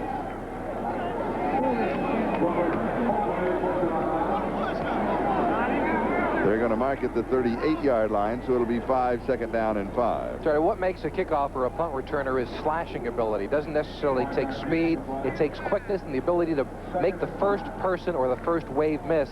And Tim Brown has more ability in that area than maybe anyone I've ever seen play football. He's a slashing runner who has a knack to return a kick.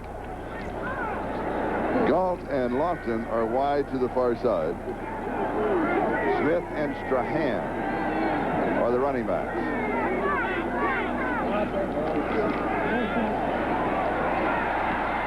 And the pass is complete to Strahan. William Judson with the tackle. 36-yard line. Third down and 3. Is there a spark for the Raiders? Oh, I think so. I mean, they do have the history of themselves. In the locker room, two things are probably being said. One by Don Shula saying, we all watched that game on Monday night when the Raiders came back down 24-0. Don't let that happen. And two, by the Raider players saying, well, we were down by this much once upon a time. Let's get something going. And Tim Brown did provide a spark for him. 3rd and 3 from the shotgun.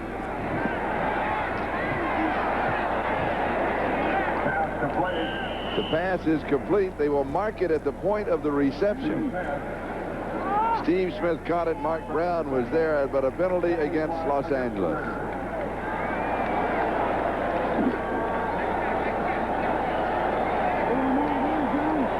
Holding. And an injury report on Vance Mueller Still third down. is now having stitches in his chin. And the penalty is announced against Los Angeles. And that takes the Raiders momentarily down to 2 running backs, just Steve Smith and Steve Strahan. Mueller, though, with some stitches in his chin, probably will return. That was a call the Dolphins had to take, though. It was either going to be 4th and very short at about the 34-yard line, or now 3rd and long. And, of course, down 24-0, the Raiders would have gone for it. So really no choice on the part of the Dolphins. They had to take that holding penalty. 3rd down, 13. Fernandez, Lofton, Galt, and Brown, 4 wide receivers.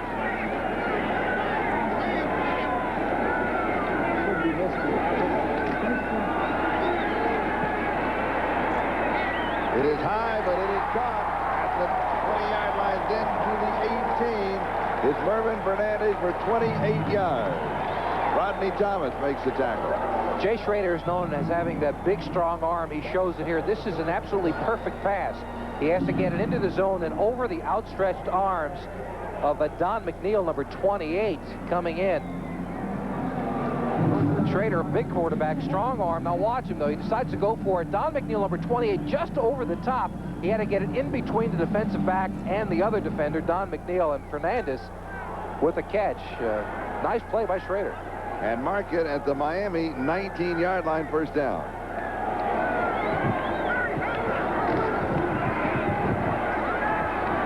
Schrader all the time in the world, end zone, and he overthrows. Pass is incomplete. Willie Galt, the intended receiver. Hobley had the coverage. 2nd and 10. And Schrader just getting rid of it. Jerry Robinson of the Raiders has a pull muscle in his back, and he will not be returning. Los Angeles down out about 35 players. They're down to quite a few. I mean, they came in with 43. And let's see, who'd they lose? They lost Long. They lost Robinson. Galt went out for a little while. He's back in the contest. Mueller went out with the stitches in the chin problem. And now Mueller's back in.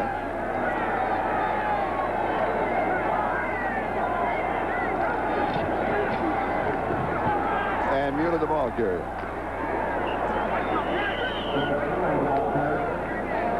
16-yard line, gain of 3. 3rd down and 7. Rick Graff with the tackle.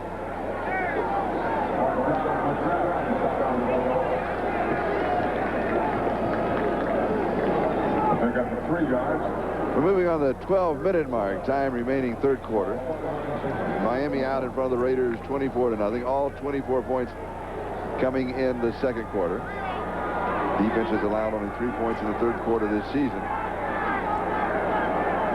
If the Miami defense continues its shutout, it will be one of the most talked about units in the National Football League after the last 3 weeks of play. End zone, Lofton incomplete. Thompson had the coverage.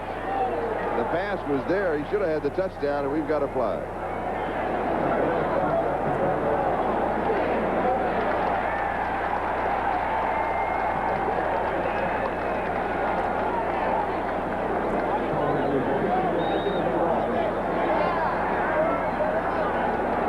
Holding before the pass. Number 49 on the defense.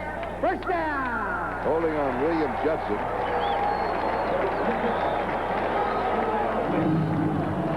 And that is James Lofton's 2nd drop of the game. If you'll remember earlier, he had a long gainer, the part of Schrader, a good throw that he dropped. And this time it was a touchdown in the corner of the end zone. And so the Dolphins' streak of 25 straight quarters without allowing a touchdown pass remains intact.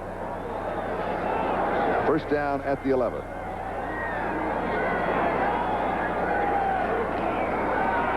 Here's Mueller. 7-yard line. He has 4, so it'll be 2nd down and 6 at the 7. Mark Brown with the tackle. Tackle for Miami.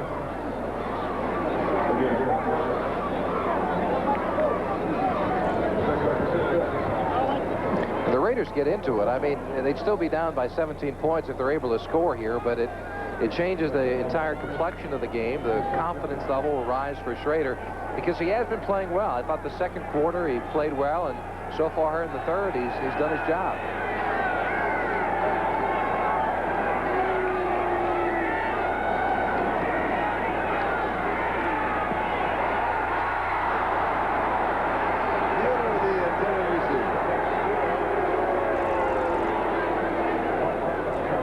2 opportunities for the Raiders, Lofton and Mueller. Schrader's got to be saying, you know, what have I got to do? Go to the other side. They can't catch it on that side. Yeah, could there be a sun problem? I mean, Schrader just looked over his shoulder. I think he's wondering the same thing. What's wrong, guys? I mean, all right, let's take a look at the sun. Now, the sun looks okay from over that lip of the stadium. I don't know what else. You're looking back into it a bit because of the way the shadows go in that direction. Right. 4 wide receivers. 3rd down and 6 at the 7.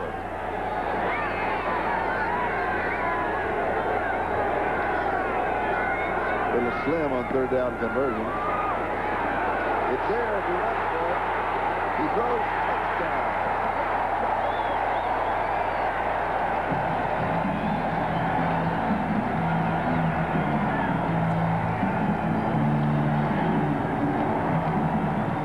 Mervyn Fernandez. Fernandez came into the season about 15 pounds lighter than he was a year ago, and he's been having some big games. A week ago, he went over the 100-yard mark for the first time this season against Cincinnati, and that time Charlie Schrader, as you said, had the option, could have run it in if he wanted, but gave Fernandez enough time as he continued to scramble, and that breaks the string of the Dolphin defensive backs. And the extra point by Chris Barr is good. And the score is now Miami 24 and Los Angeles 7. Back with a kickoff in a moment. Sweep for the Oakland A's as they beat the Red Sox today 4-1. That's Mike Gallego pulling in the final out. 4-1 the final. Dennis Eckersley, 4 saves. He was the MVP. Let's go back to Charlie and Jimmy in L.A. The broom was out in Oakland, and the sweep is on. It sure was. Were you surprised?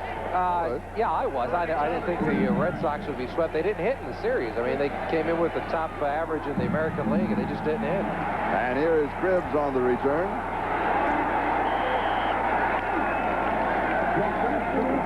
Let's go back to that Raider touchdown and take another look. Schrader has all the time in the world to run around back there. The Dolphins are in a zone, and why not? With third and goal, they're perfectly right to be in one, but scrambling around allowed Fernandez to break his pattern and just find a soft spot in the Dolphin defense. The difference in the game, 24-7. The score, 3 Los Angeles turnovers resulted in 17 Miami points.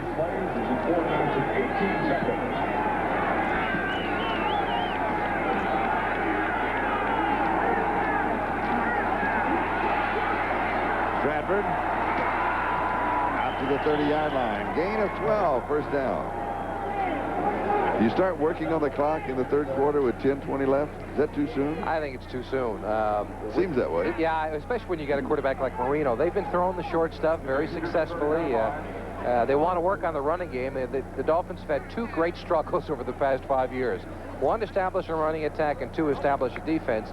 They seem to have one going in the right direction with their defense. Now the running attack with Stratford, they showed some spark, but this is a chance for them to work on it. However, I don't think they can abandon that short passing attack of Marino.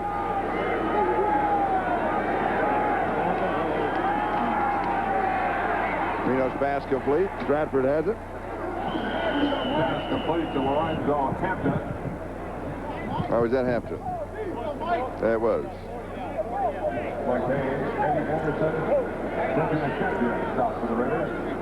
Now let's check the other NFL games in progress along with this one. San Francisco leading Denver by 10. Still a close one there. Phoenix pulling away from Pittsburgh. And New Orleans now has caught and passed San Diego 20-17. Chargers went up on top of that one 14-0.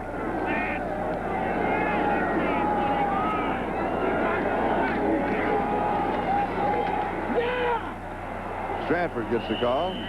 2nd down and 4. And he's going to be about a yard shy of the first down. See where they mark it. It may be closer than we thought.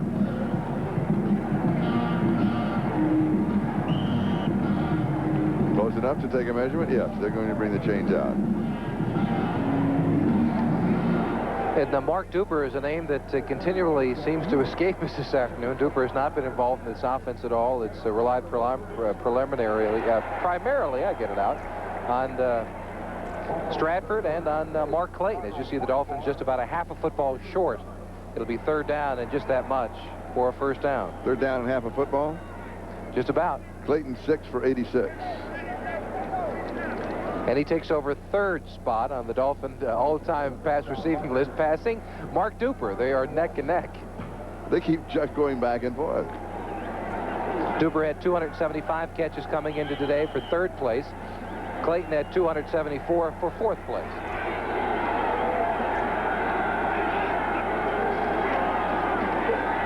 First down. Hampton got it.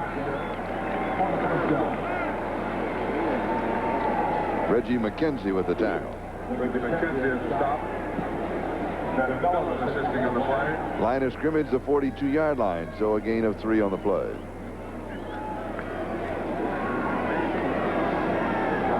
You questioned before what kind of an offense I think the Dolphins should run, Charlie. I think they stay with the running attack, the short passing game. Nothing with a great degree of difficulty. I mean, they want to take some time off the clock and move down the field if they can. Now, that seems to be their philosophy thus far. Can you let your momentum get away from you if you do that, if you get too conservative? Well, if you get too conservative, but they seem to be successful with this short passing attack. Incomplete. Farrell Edmonds, the tight end, the intended receiver. Farrell Edmonds is a good story. He came in third-round draft choice out of Maryland, big, strong. But they found out that his vision wasn't exactly what they wanted. They took him to an optometrist, and they put him on a program. They found out his eyesight is fine, but that the muscles surrounding the eye were not as strong as they wanted. So they put him into a vision program where he's been playing video games, that type of thing, focusing on an object, and it's helped his hand-eye coordination. He's been catching the ball much better. Playing video games? Focusing on an object. I'm not sure if maybe Pac-Man's not his favorite. Marino 11 of 28, 148 yards. 50-yard line. Davenport pulls it in. And it's a gain of 8. It'll be third down and 2. What's your favorite video game?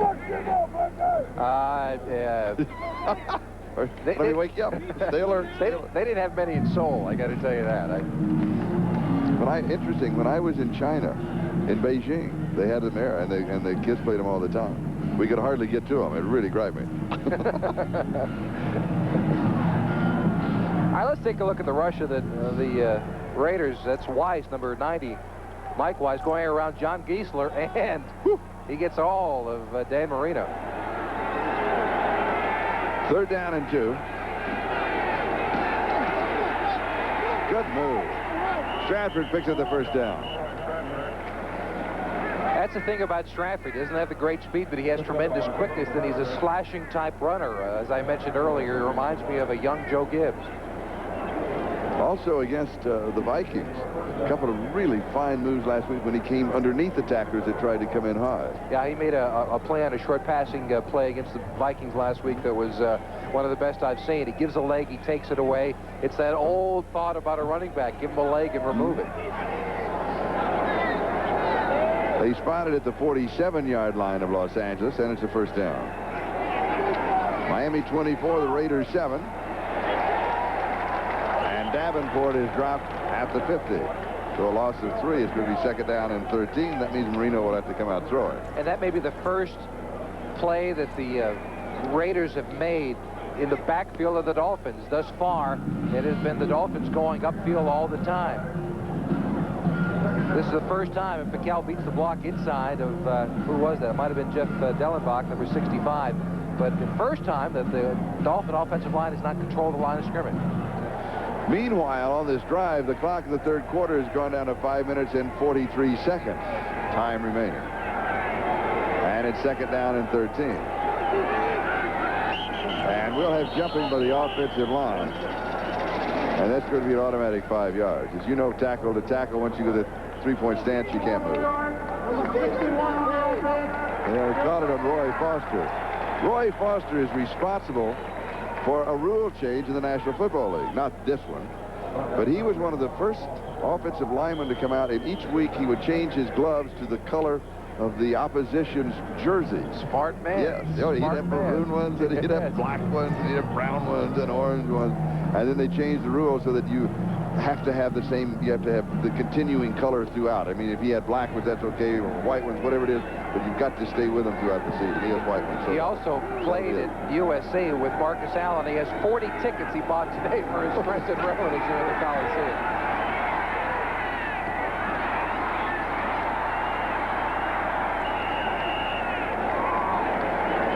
Fred Banks works his way to the 40-yard line.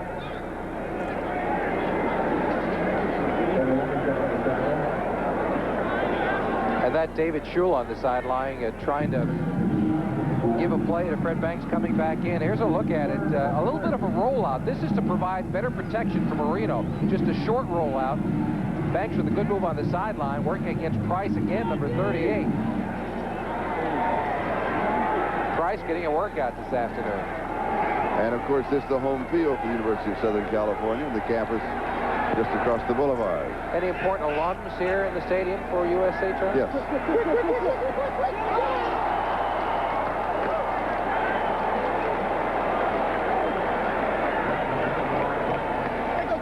Clayton, the intended receiver, and Dennis Price was there. Yeah, Marino got away with one there. Price nearly stepped in front, would have been gone the other way. Tell us about the important USC alums that are here.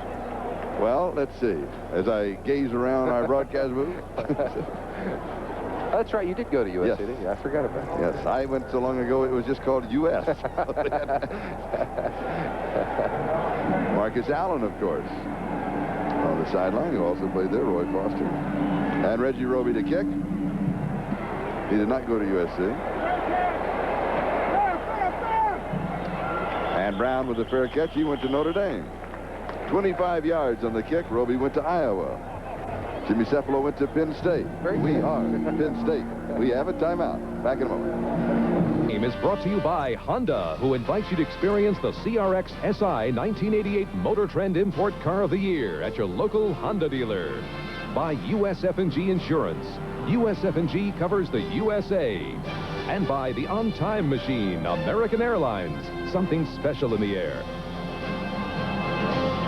This is Charlie Jones, Jimmy Cephalo. Howie Long. Another of the injured Raiders who has had to come out of the ball game. 4:06, that is the time remaining in the third quarter, and Miami leads Los Angeles 24-7. And the Raiders with the ball at their own 16-yard line, first down.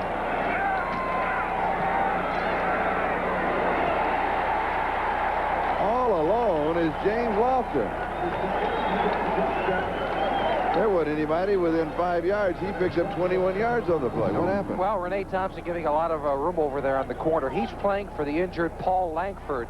And with a lead of 24-7, Thompson giving Lofton all the room he needs. Maybe a little bit too much. I got it. You're right, Charlie. A 21-yard gain.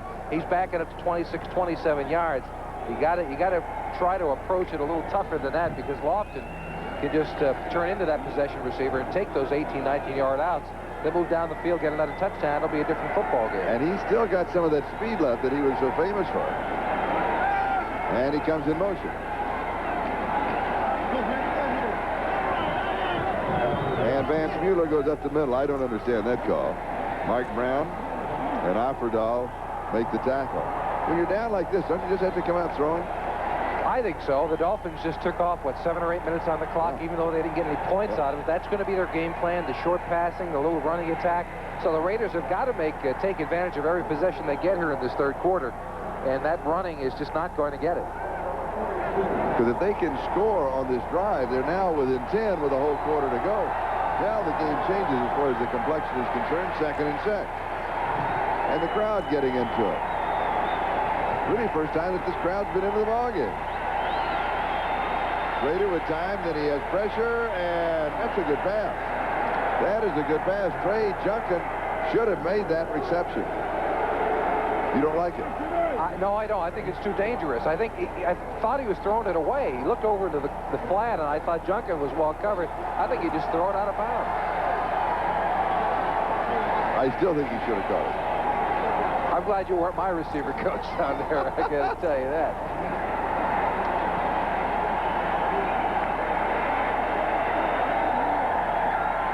They're down and 6.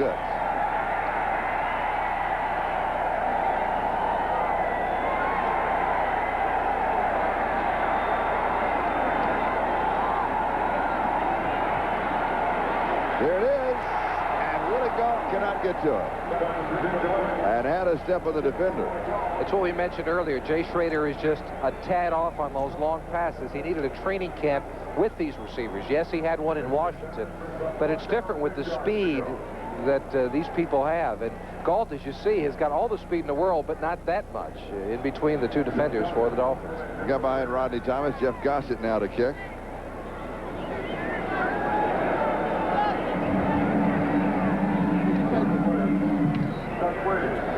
Whoa, my. Ho, ho, ho.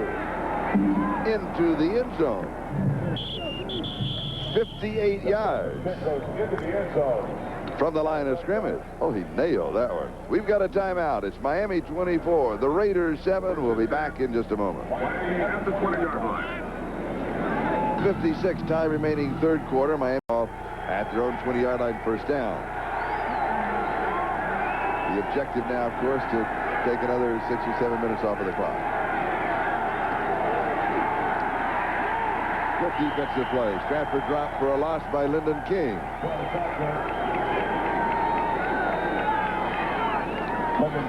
Week number 6 headliners. Ickey Woods, 29 carries, 139 yards, 2 touchdowns. The Bengals are now 6-0, defeating the Jets. They remember Ickey Woods from Nevada, Las Vegas when we did the Hula Bowl last year. Everybody said, "Who is Ickey?" And it's Ickey Woods. We're finding out who he is now. And there was a second one on that page that we cleverly just slid by. And the quarterback woes continue. McMahon, Fago, Carlson, Chandler, Long, all leaving the game with injuries. And you get the Greg Bell story. 155 yards as the Rams defeated the Falcons. Second and 13. Pass is complete at the 21-yard line to Farrell Edmonds.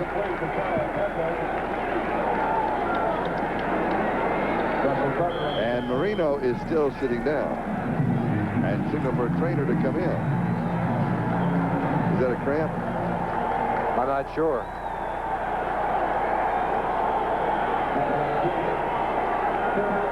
He's pointing to his calf. It may be, Charlie. It's so hard to speculate. But he's not grimacing like it's a major injury. We will have a report when we get back. We've got a timeout, and we'll be back in just a moment.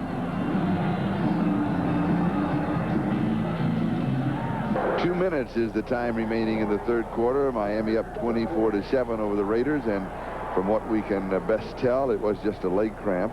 Now, Jaworski will come in at least for one play. Otherwise, he'd have to be charged with a timeout. And that was the preliminary notice we received from the bench that it was just a leg cramp. I think all of Miami is holding its collective breath. He's just fine.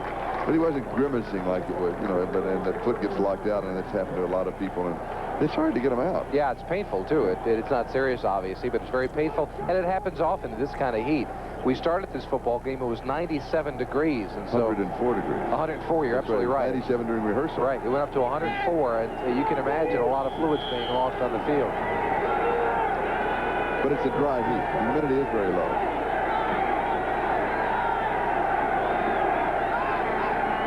Third and 9. 7 in the secondary. And the pass just too tall. Fred Banks, the intended receiver. It'll be fourth down. And the kicking team will come in as Tim Brown will try for the second time to electrify the Raiders, as we will check out San Francisco, Denver. 49ers up by 4. Phoenix comfortably in front of Pittsburgh. And New Orleans now 3 in front of San Diego. That game in the fourth quarter, the other 2 in the third. And we're in the third quarter here now with 1:45. Brown could give excellent field position to the Raiders. Good kick. He has to backpedal all the way to the 28-yard line. And is in trouble. Good coverage. Good coverage. Jackie Schiff was there, a 50-yard kick with a 5-yard return. And Los Angeles will go to work trailing 24-7 as we wind down just a little over a minute and a half left in the third quarter. Steve Smith and Vance Mueller will be the 2 running backs for the Raiders.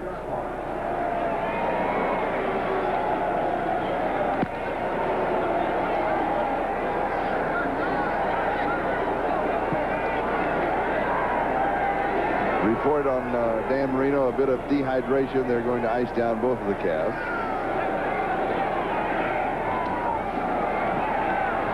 Schrader on target, 45-yard line of Miami. And it's Herman Fernandez who pulls it in. Fernandez came into this game averaging 25.1 yards a catch. People forget that he had a great career in the Canadian Football League, was their leading receiver during the 80s. Schrader on target, and this time he's found a receiver who's going to hang on to the football, threading in between the zone. The Dolphins will keep in that zone coverage to try and force the Raiders and Schrader to throw around it. But Fernandez, big, strong, and he's on his way possibly to another 100-yard game. He has turned into their most effective receiver on the year. Picks up 21 yards and the first down, 45-yard line of Miami. Steve Smith. 5 yards to the 40. Second down and 5. And now for an update, let's go to New York and Gail Gardner. Gail? Charlie, in Phoenix, the Cardinals looking for their 4th straight win. Neil Lomax, 13 yards to J.T. Smith for Lomax's 3rd touchdown pass of the day. 31-7 Phoenix over Pittsburgh. Let's go back to Charlie and Jimmy in L.A. Sounds like a movie. It does, Charlie and Jimmy in L.A. And we're waiting on Gail and her prediction of the NFC team, right? That's right, we are. That's right. Yeah, maybe it's Phoenix. No, you don't think We'll have to ask. I know. We'll have to ask. Here's the scramble. And they're going to rule the ball dead as he hits the ground at the 35-yard line. Offerdahl was there, and this is close to the first down marker. So let's see where the officials spot the ball.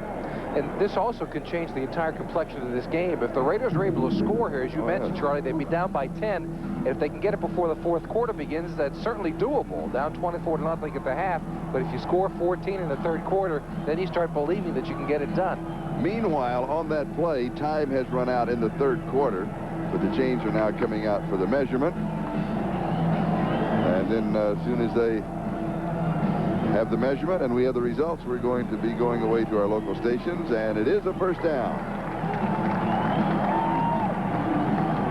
And that is the end of the 3rd quarter. The score is 24-7 Miami, and we'll be back after these messages from your local station. This is Charlie Jones and Jimmy Cephalo. Statistics through 3 quarters, they're becoming closer. Yeah, they got a lot closer. What's not reflected in these statistics is the fact that it's the Dolphin defense that turned 17 points and put it on the scoreboard here. Their offense has not performed as well as they would like. And the Raiders in that 3rd quarter, turned it around and statistically won the 3rd quarter, but have only put 7 points on the board thus far.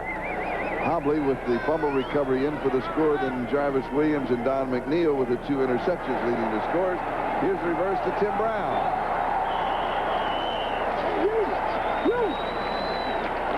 Judson trips him up. I like this play. This is a Mike Shanahan innovation. Brown going away in motion, then stops dead and comes back the other way. It's a play you don't see very often. So he was in motion on one side, then come back the other way. And Hugh Green makes a nice play, breaking through the blocks to get a hand on him to slow him up just a bit. Because if Hugh Green doesn't make that play, Tim Brown with his slashing ability might be in the end zone.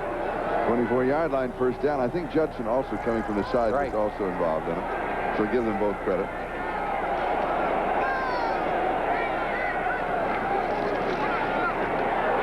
This time it is all Hugh Green. That is the first sack of the ball game for the Dolphins defense. They're 15th on the year. And the Dolphins had a few people coming that time. Jarvis Williams, number 26, was coming. There you see lined up on the corner. And Hugh Green also goes running over the tackle on the inside. That's 72 Don Mosbar, who fails to get it done. And Hugh Green, it seems like he's back in form. 2nd and 16, the ball out at the 30-yard line. 3 wide receivers, Galt, Brown, and Fernandez.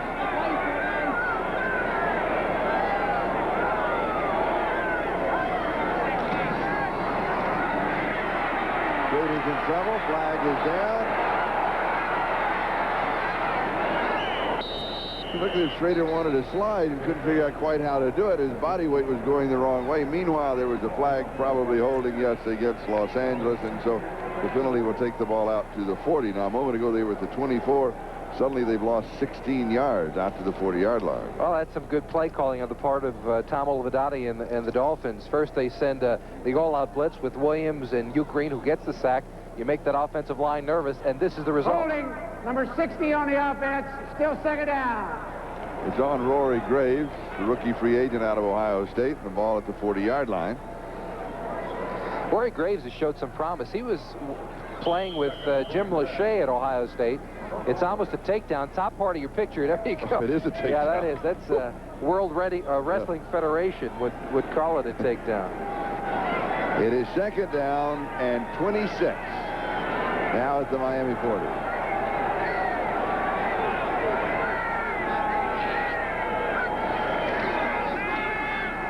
Oh, shuttle pass underneath to Brown. Didn't fool anybody. A couple of yards, maybe 3 yards. Let's call it third down and 23. Hugh Green and Eric Kumaro of Ohio State, #1 draft choice. How's he been playing? The Dolphins have not been really pleased with their playing. Kumaro, the #1 choice, came in and did not perform up to their expectations. They first thought about using him like they used A.J. Dewey once upon a time, both as a down lineman, as a stand-up linebacker, but he was confused as a young player, and so he's just a down lineman now. Had his first sack a week ago against the Vikings.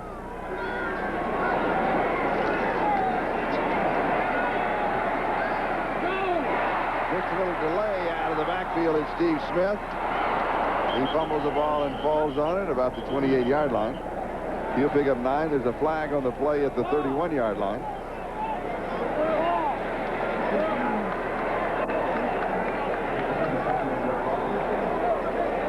And, of course, if it is a defensive foul against Miami, could carry an automatic first down.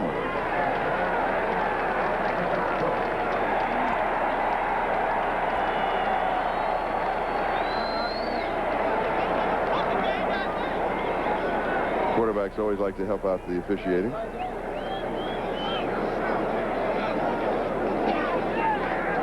Illegal use of the hands to the face. Number 49 on the defense. It'll be 5 yards from the previous spot and a first down.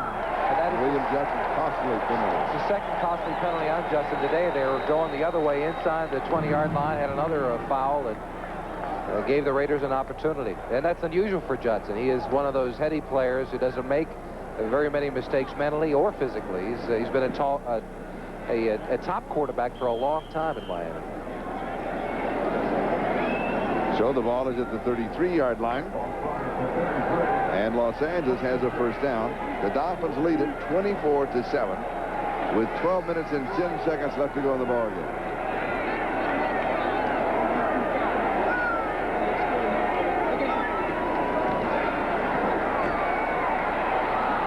Incomplete. The pass was high. Fernandez was open.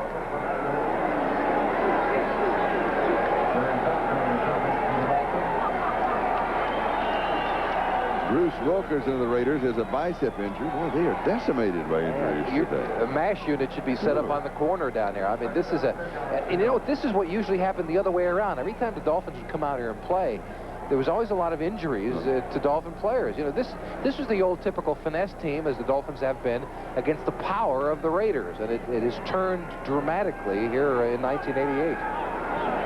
2nd and 10. Numbers on Schrader, 13-27. And here's the draw. Steve Smith. 23. Coming close to the first down. Let's see where they spot it.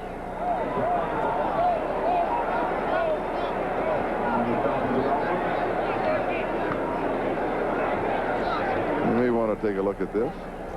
Yep. So an official's timeout. They'll bring the change in for the measurement. 11 minutes, 34 seconds time remaining in the game. Miami 24, all of their points coming in the second quarter. And the Raiders picked up their 7 in the third. A couple of feet shy, 1.5 feet. So it'll be third down. Games in progress. San Francisco in front of Denver now 13-6. That's been a close ball game. Phoenix out in front of Pittsburgh, and New Orleans now has added 3 more, and they lead San Diego by 6. But San Diego apparently playing a better game than people expected against the Saints. All right, this is a perfect position for the Raiders to go play action fake in the pass downfield. Down by 17 points, you're thinking touchdown, not field goal, so you're going to go for it on 4th down anyway. They need to pick up a touchdown. They need to do it quickly. It's a perfect opportunity for them. And a formation that looks as if you're going to just run for it. And a quarterback sneak. Not very imaginative. No, it really isn't. I thought it, yeah. Yeah, it's a perfect situation. Yeah, I mean, that's the spot you want to do it in. Play action fake over the top. Go to one of your fast receivers or a Mueller who's got a great deal of speed for a big running back. But instead they settle for simply picking up the first down. To the 22-yard line.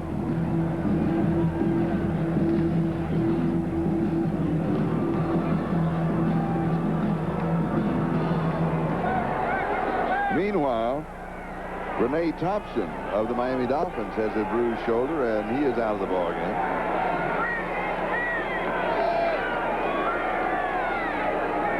First down at the Miami 22. Almost as if he wanted to set up a screen. And the pass is complete. Trey Junkin pulled it in. Mark Brown with the tackle.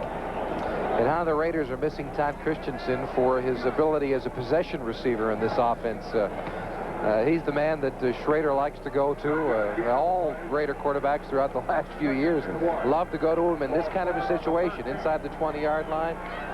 But he is out with an injured knee and will not be back maybe for a couple of weeks. And we're moving on the 10-minute mark, time remaining in the game. Schrader, end zone, incomplete.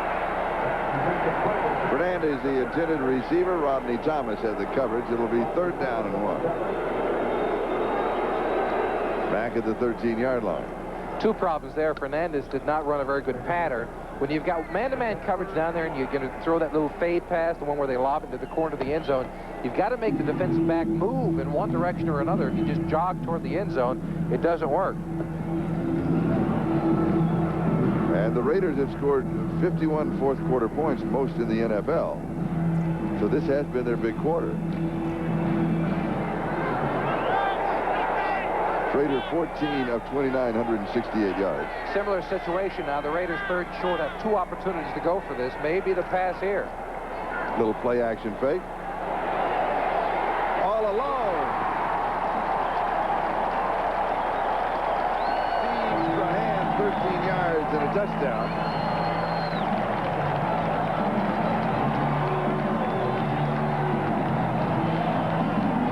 And the Raiders are getting closer. They certainly are. Here it is, the play-action fake. It was a poor fake, but look at Sirhan, the right part of your screen. They go to the other side of the defense, and no one is over there whatsoever. You see Hobley, number 29, looking around. It seemed like he might have had that upper quadrant to cover, but did not. And the look away by the part of Schrader, looking to the left side, fooled Hobley, allowing Sirhan to get into the corner. And Chris Barr adds the point after. So with 9:49 left, it's now Miami 24, Los Angeles 14. And by AT&T, the right choice. This is Charlie Jones, Jimmy Cephalo, as Chris Barr will kick off. Joe Cribbs and Jarvis Williams are the return men for Miami. And this one goes sailing through the end zone. We'll bring it out to the 20-yard line. Now, for Miami, you're now up by 10. At one time, you led at halftime. As a matter of fact, you led 24-0. You now lead 24-14. The Raiders have a little bit of a light going for them. Now, what do? You get very conservative? I think the strategy is on the part of the Raiders here. They've got to do a little more blitzing, a little more action, and we'll be back in a moment with the Dolphins on top by 10. And the rest of your answer.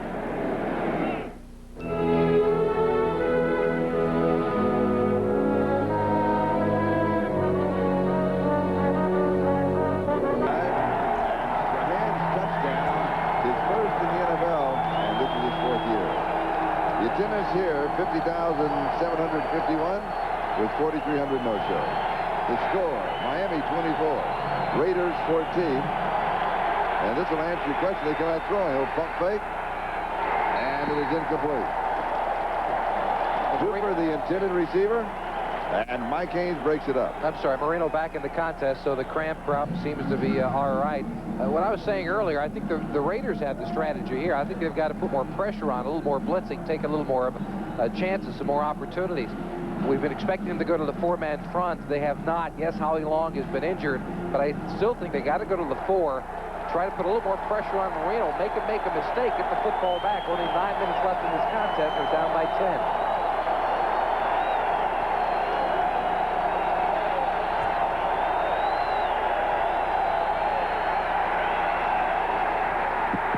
Stratford, no gain. Reggie McKenzie brings him down. 3rd down and 10 at the 20-yard line. Now, one play separates the Raiders from the football. And pretty good field position if Brown gets any kind of a return on the punt. So they have to stop them here. Yeah, and the Dolphins have got to try and throw the football, Charlie. I don't think you can be conservative at this point in the contest. They need 10 yards for a 1st down to get a drive going. They've not been 3 and out very often in this game. Is Jensen in the ballgame? Yes, he is. He's left halfback. 6 in the secondary. Jensen in the pattern. They go to him. It's incomplete. Good call, Charlie. You like that? I'm kind of impressed myself. Yeah, I like it a lot. I got to tell you. And now Tim Brown will set up shop at about the 38-yard line to return the kick of Reggie Roby, who has really been kicking the ball.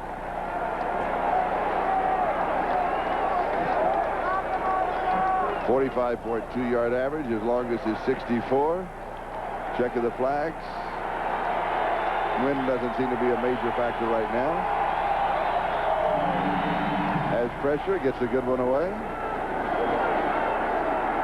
Brown at the 31, to the 35.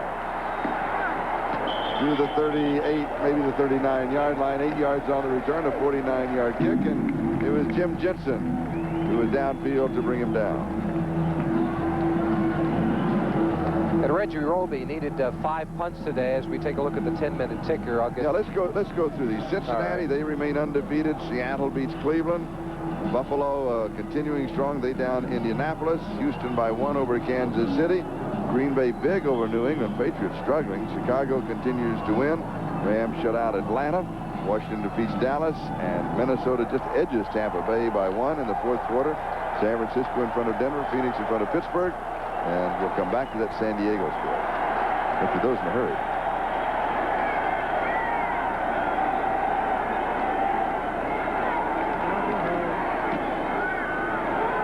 The reverse to Brown. A little late developing, but it worked pretty well. And once again, it was Hugh Green who turned that play in and kept it from being a bigger gain. His job is to stay at home when a reverse comes his way. That's the 2nd time that Brown has taken the football on the reverse. It's the 2nd time that you did it. There he is, number 55, bottom part of your screen. The action goes away, but he doesn't react to it. He knows his job is to stay at home. He fights off number 35, Smith, and gets back into it. Allows the pursuit to come down the line and make the tackle on Tim Brown. Gain of 8, 2nd down and 2.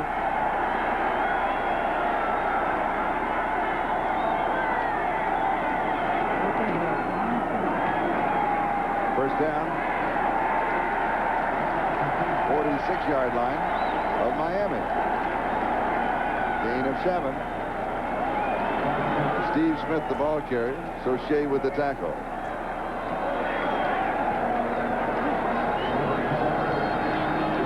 In that New Orleans-San Diego game, 23-17. Denver now has scored in the game of the 49ers, and that game is tied 13-13.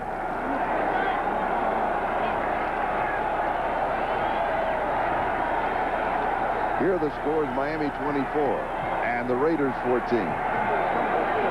7 minutes, 10 seconds left to go. Schrader throws. Man is open, overthrows him, and it's intercepted. Rodney Thomas has the interception on the return to the 40. Inside the 30-yard line. Andy Parker finally stops him. That is the 3rd interception that Schrader has served up. that was a bad throw.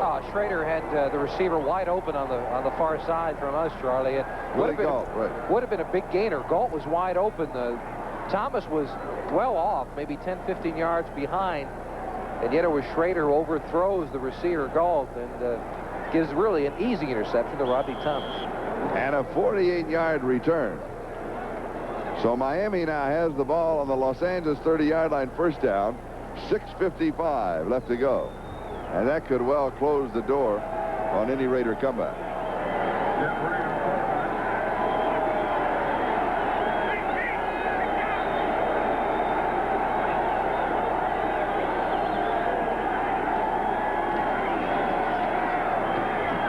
And Miami just continues to throw. Brian Kitchen, the tight end. That is their safe passing attack, Charlie. That quick slant by the wide receivers and the two tight ends go out to the flat. Marino throws it over and over again, and it is a high percentage pass. Like a long handoff? Right, like a long handoff. 6:50, second down and 10 at the 30-yard line. Plus, they've got to play this way. The Dolphins have to look at it that if they can get any points out of it at all, they really close the door completely on it. Next week, Miami home hosting San Diego. Here's Stratford. Raiders travel to Kansas City. Mike Haynes with the tackle.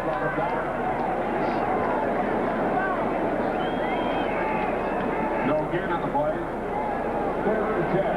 Third down and 10. Right now, it would set up about a 47-yard field goal for Reves to try. They like to get a little bit closer, so I wouldn't be surprised if we saw another one of those short passes, maybe to your favorite receiver today, Jim Jensen. He really has been Marino's favorite receiver as well. And he is in the lineup. Third down and 10.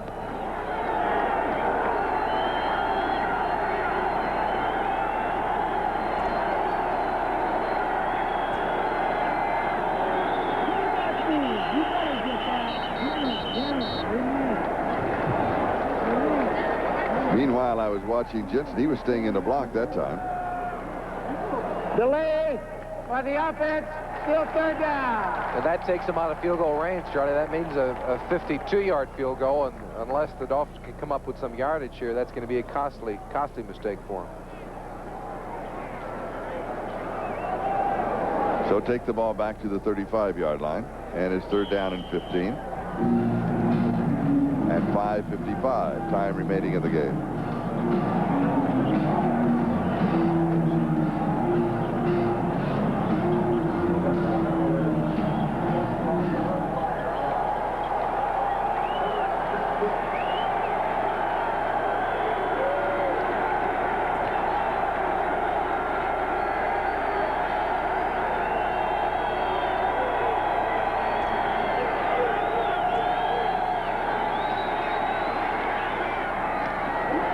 Incomplete. Good defensive play by Ron Fellows. Clayton, the intended receiver. It is now a final. New Orleans defeats San Diego. For another update, let's go to New York and Gail Gardner.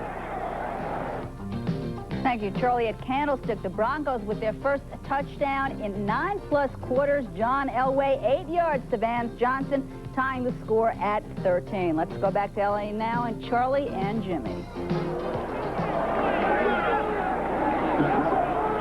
Thank you, Gail.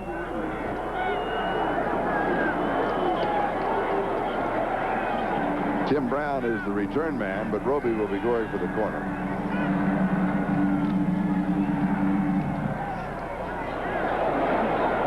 It's going to sail into the end zone. So with the touchback, we'll bring it out to the 20-yard line with 5 minutes and 12 seconds left to go. 35 yards on the kick. Miami leads it 24-14. This game is the property of the National Football League, the Los Angeles Raiders and Denver Broncos, all rights reserved. This telecast presented by authority of the National Football League, intended for the private use of our audience. Any rebroadcast or other use of this telecast without the express written consent of the Los Angeles Raiders and the National Football League is prohibited. The Raiders from the 20-yard line. Schrader's pass complete at the 26 to Vance Mueller. Hugh Green was there with the coverage. And it'll be second down and 4. And this should be a 2-minute offense on the part of the Raiders. Yes, there's 5 minutes left to go in this game, but down by 10 points. They've got to get this possession out of the way with some points or this contest is over.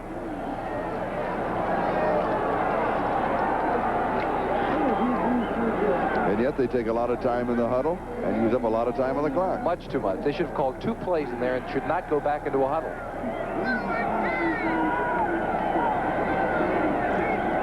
And again, using up even more time on the clock. It is complete at the 50-yard line. And now you've really got to hurry as Lofton pulls it in 24 yards. Rodney Thomas with the stop. First down at the 50.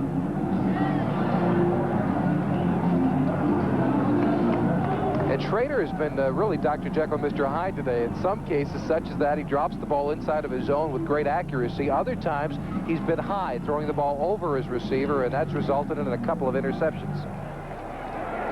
Meanwhile, 3 minutes and 50 seconds time remaining as the clock just continues on its inexorable march. It's a 0-0. Schrader has the man, hits him. Is that Brown? Ball pops loose, comes back into his arm. They're going to rule it complete. Fumble recovery, Tim Brown. Judson was there for the defense, but Brown made a very good play.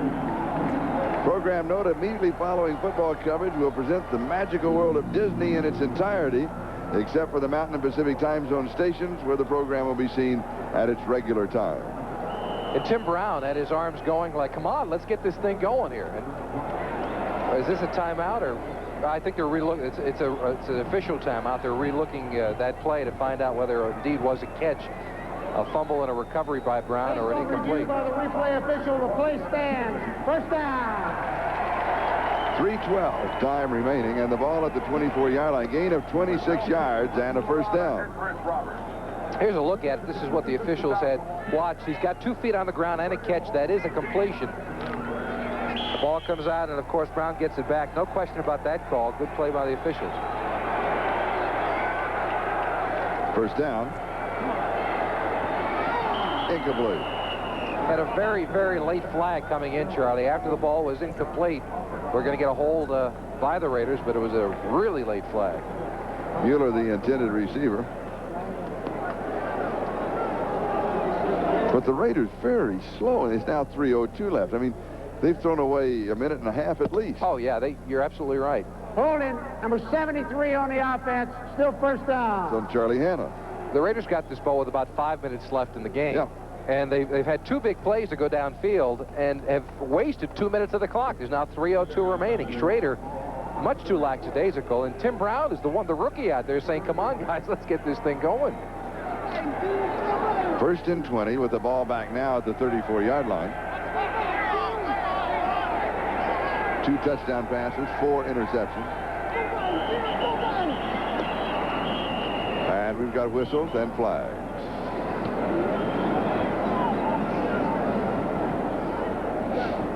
Ball start by the offense.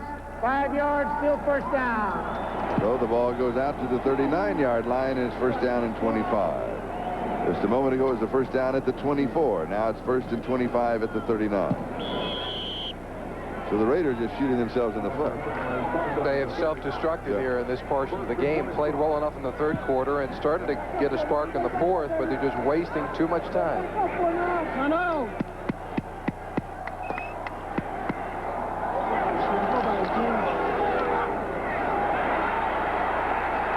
Schrader will be sacked at the 50. Kumaro got him, along with Sauché. Second sack for the Dolphins. And it's going to be, let's see where they're going to mark the ball. They're going to mark it at the 49. So it's going to be second down and 35. That's Kumaro working against Don Mosbar, number 72. Nice move by the rookie going around, and that's what the Dolphins drafted him for. They expected a lot of upfield rushing, a lot of sacks. He was a surprise choice out of Ohio State. But Kumaro, out of the last 2 weeks, has a sack in each game. And Los Angeles takes a timeout. They have 2 remaining. Miami has 3, and we've got 2 minutes and 53 seconds left to go in this ball game. That's maybe the most telling stat of the Dolphin defense. A year ago, 21 for the entire year. Of course, it was the short striking season. However, after 5 games this year, they already have 16. Chance for us to thank Dennis Mnuchin, our statistician, Dan Wallace and Chuck Panama, our spotters, Andy Apodaca, our scorer, Fran Bellini, our stage manager, Jimmy Cephalo, my color announcer. Sidekick, huh? Sidekick. That's what it's come down to. Hi, partner. My sole sidekick. You've had a lot of sidekicks in your career, haven't you? Yes, I have. How many, 50? In football. I've had 50 in football. That's just one of so many.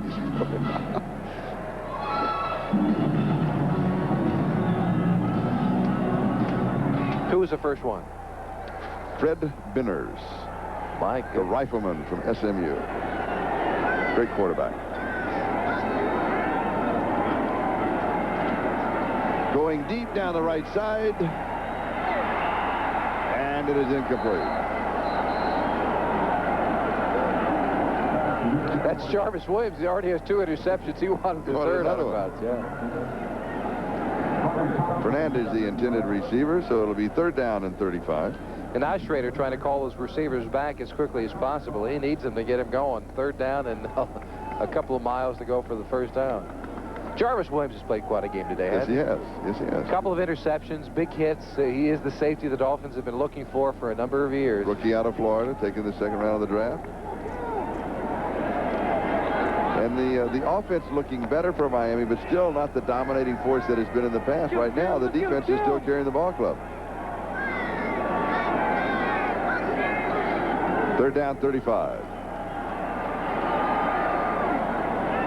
Sideline pass is complete. And that is James Lofton, I believe, that caught it. Yes, and Rodney Thomas had the coverage. 17 yards. So that'll cut it almost in half, and it'll be 4th down and 18. Steve Berline, number 7 on the sideline. Taking a look at that catch on the sideline. Well, now this is interesting. Chris Barr is coming in. Chris Barr is coming in. The margin is 10 points. For overtime, you need a touchdown and a field goal. They're going to go for the field goal here, onside kick, and then the touchdown. It's not a bad thought. I mean, as you say, Charlie, they've got to score twice out of the deal. They're close enough now with 3rd, 4th, and much long yardage. 50 yards away. And it's good. So Chris Barr hits from 50 yards out. And it's 24-17. Eagle formation. And only 6 men on the line. Oh, no. You're kidding me. Chris Barr doesn't have many 50-yard You have to have 7 men on the line. That's right. That's the rule. Exactly. Well, can he kick a 55-yarder?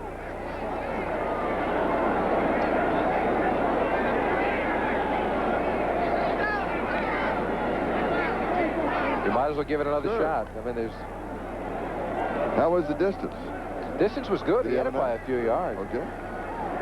Only 6 men on the line, which is an illegal formation. It's 5 yards, and it's still 4th down.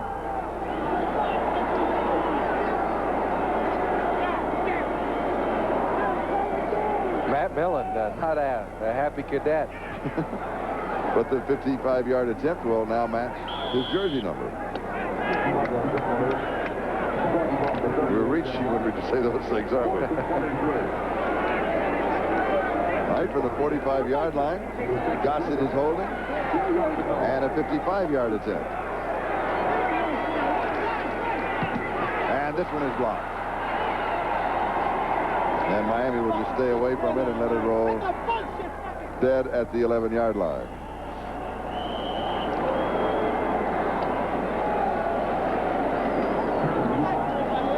Was it Jeff Cross that got it? We believe it was Jeff Cross that got the block, but we're not 100% sure. And, of course, the field goal attempt that fails, you bring it back to the line of scrimmage if it's outside the 20-yard line. And it is, yes, Jeff Cross. The rookie from Missouri. Here's a look at it. Number 91 cross right in the middle. Oh, yes. Comes clean. Comes absolutely clean through the line. Got the Dolphins making a good move of staying away from the ball downfield.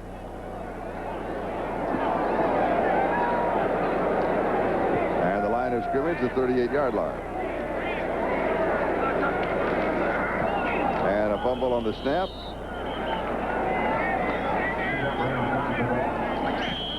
As we'll check the 10-minute ticker, Denver and San Francisco look as if they're headed for overtime. Phoenix in front of Pittsburgh, although Pittsburgh did pick up another touchdown, and a final New Orleans defeats San Diego 23-17. And San Diego will travel to Miami to take on the Dolphins next Sunday afternoon at 4 o'clock local time. And you will be there, won't you? Yes, you're taking the weekend off. Relax from all of your long hours and so, while the rest of us just trudge through the darkness and continue working. Charlie, if I wanted any guilt, I'd call home. Okay, I don't need to hear it in the How broadcast. is your mom? I haven't talked to her since the Pocono 500. She's doing quite well. She's a delightful lady. Thank you. I give guilt. I don't accept it, yes. 2 minutes and 20 seconds. That is the time remaining. But I'm looking forward to, in fact, it'll be the first broadcast for me in Joe Robbie Stadium, which happens to be also the 50th home NFL stadium that I've broadcast in. Are you missing any stadiums? No, I got them all now. You know, I've not even been inside of Joe Robbie Stadium. No, I haven't. Well, I understand it's fabulous. Yeah, I do too. I saw it from the outside this winter, taking a tour on my own. Don't you remember that you played there? Wouldn't they let you just come in and look around? I just introduced myself to the whole group. They forget easily.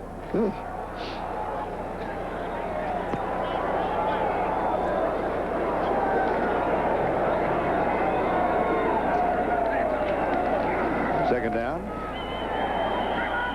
Davenport gets the call, and a scramble for the football. That's Greg Townsend is trying to pull it away. And Greg Townsend was nearly close enough to take that handoff. He shot a gap and didn't get blocked by anyone. And the Raiders will stop the clock with a timeout. 2:14 left to go. Next Saturday, NBC Sports is proud to begin its coverage of autumn's premier sporting event, and actually its second premier sporting event. The first one was in Korea, and this will be the second one, the World Series. Baseball's 85th Fall Classic. The World Series is home on Saturday, October the 15th, only on NBC. Look forward to that. It's always I really enjoy the World Series. Yeah, I do too. It's interesting. I think the World Series, this is, I follow baseball anyway, but I think the World Series is a lot like the Olympics. I mean, you have people that watch the World Series like you watch the Olympics who are not necessarily all that interested, like in baseball, or that interested in swimming or diving, track and field. It's a happening. It's a happening. You know what it reminds me? And you're going to be there. You're going to be doing some of the coverage, I understand. Well, I'll be there for the Today Show. Right. I'll go there and I'll be out do some working in the Don't have too tough of a time. Hinterlands. You'll be in Miami, Joe Robbie Stadium in the sunshine. It's not all that bad. No, tough assignment. That's right. Side of the Super Bowl, by the way, and yes, we, of course, which is also on NBC. You'll be there for the Super Bowl. I hope. Of course you will. Of course you will. I'll be in Palm Springs for the Senior Skins. You've got to be somewhere. Now that we've promoted the second half of the year for NBC, Lorenzo Hampton is finally pulled down out of bounds. Yeah, but he's got to step out. He's got to fall down in that situation and hit the ground. Never mind. The yardage does not matter. After you get the first down, just stay in bounds. And he's not a happy man either. And he does have the first down. Well, it was a long way for that first down, though. He needed to pick up 15, and he did. And we have 2 minutes and 7 seconds left. The margin is 10 points. No, excuse me, the margin is 7 points. The margin is 10 points. You're right, after the Chris Barfield that was taken away because I had put that down, and now we must take it away.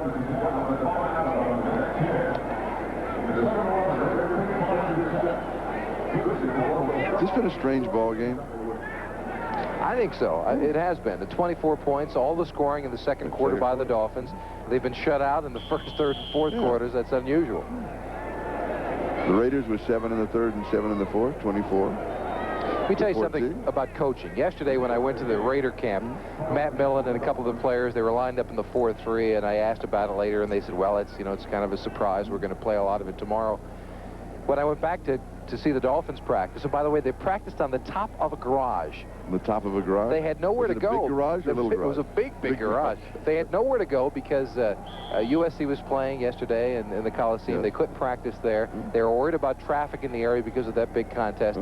So they just had a little walk-through. They don't do a lot of running in shorts. And they went up on the top of the garage from their hotel.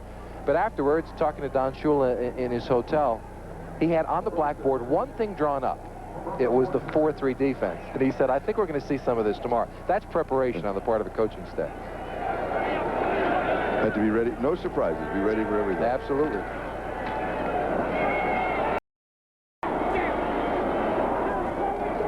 Matt Millen, not a happy cadet.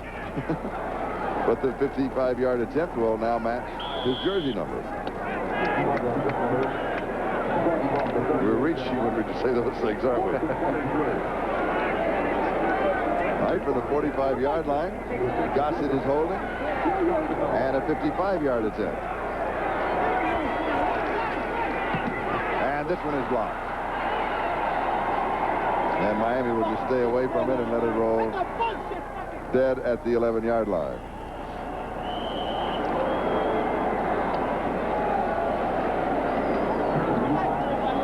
Was it Jeff Cross that got it? We believe it was Jeff Cross that got the block, but we're not 100% sure. And, of course, the field goal attempt that fails, you bring it back to the line of scrimmage if it's outside the 20-yard line. And it is, yes, Jeff Cross, the rookie from Missouri. Here's a look at it. Number 91, Cross, right in the middle. Oh, yes. Comes clean. Comes absolutely clean through the line. Got the Dolphins making a good move to staying away from the ball downfield.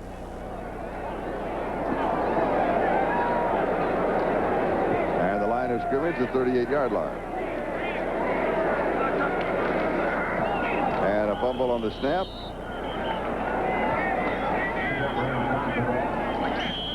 As we'll check the 10-minute ticker, Denver and San Francisco look as if they're headed for overtime.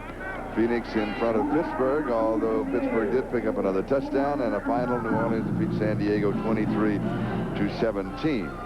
And San Diego will travel to Miami to take on the Dolphins next Sunday afternoon at 4 o'clock local time. And you will be there, won't you? Yes. Yes, you're taking the weekend off. Relax from all of your long hours and so, while the rest of us just trudge through the darkness and continue working. Charlie, if I wanted any guilt, I'd call home. Okay, I don't need to hear it in the broadcast. How is your mom? I haven't talked to her since the Pocono 500. She's doing quite well. She's a delightful lady. Thank you. I give guilt. I don't accept it, yes. 2 minutes and 20 seconds, that is the time remaining. But I'm looking forward to, in fact, it'll be the first broadcast for me in Joe Robbie Stadium, which happens to be also the 50th home NFL stadium that I've broadcast in. Are you missing any stadiums? No, I got them all now. You know, I've not even been inside of Joe Robbie Stadium. No, I haven't. Well, I understand it's fabulous. Yeah, I do too. I saw it from the outside this winter, taking a tour on my own. Don't you remember that you played there? Wouldn't they let you just come in and look around? I just introduced myself to the whole group. They forget easily.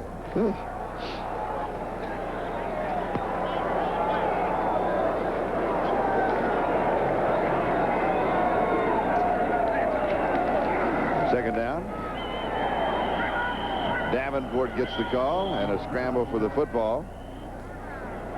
That's Greg Townsend that's trying to pull it away. Greg Townsend was nearly close enough to take that handoff. He shot a gap and didn't get blocked by anyone. And the Raiders will stop the clock with a timeout. 2:14 left to go. Next Saturday, NBC Sports is proud to begin its coverage of autumn's premier sporting event, and actually its second premier sporting event. The first one was in Korea, and this will be the second one, the World Series. Baseball's 85th Fall Classic. The World Series is home on Saturday, October the 15th, only on NBC. Look forward to that. It's always I really enjoy the World Series. Yeah, I do too. It's interesting. I think the World Series, now this is, I follow baseball anyway. But I think the World Series is a lot like the Olympics. I mean, you have people that watch the World Series like you watch the Olympics who are not necessarily all that interested, like in baseball, or that interested in swimming or diving, track and field. It's a happening. It's a happening. You know what? It reminds me. And you're going to be there. You're going to be doing some of the coverage, I understand. Well, I'll be there for the Today Show. Right. I'll go there. And I'll be out do some working in coverage. the Don't have too tough of a time. Hinterlands. You'll be in Miami, Joe Robbie Stadium in the sunshine. It's not all that bad. No, tough assignment. That's right. Side of the Super Bowl, by the way, and yes, we, of course, which is also on NBC. You'll be there for the Super Bowl. I hope. Of course you will. Of course you will. I'll be in Palm Springs for the senior skins. You've got to be somewhere. Now that we've promoted the second half of the year for NBC, Lorenzo Hampton is finally pulled down out of bounds. Yeah, but he's got to step out. He's got to fall down in that situation and hit the ground. Never mind. The yardage does not matter after you get the first down. Just stay in bounds. And he's not a happy man either. And he does have the first down. Yeah, it was a long way for that first down, though. He needed to pick up 15, and he did.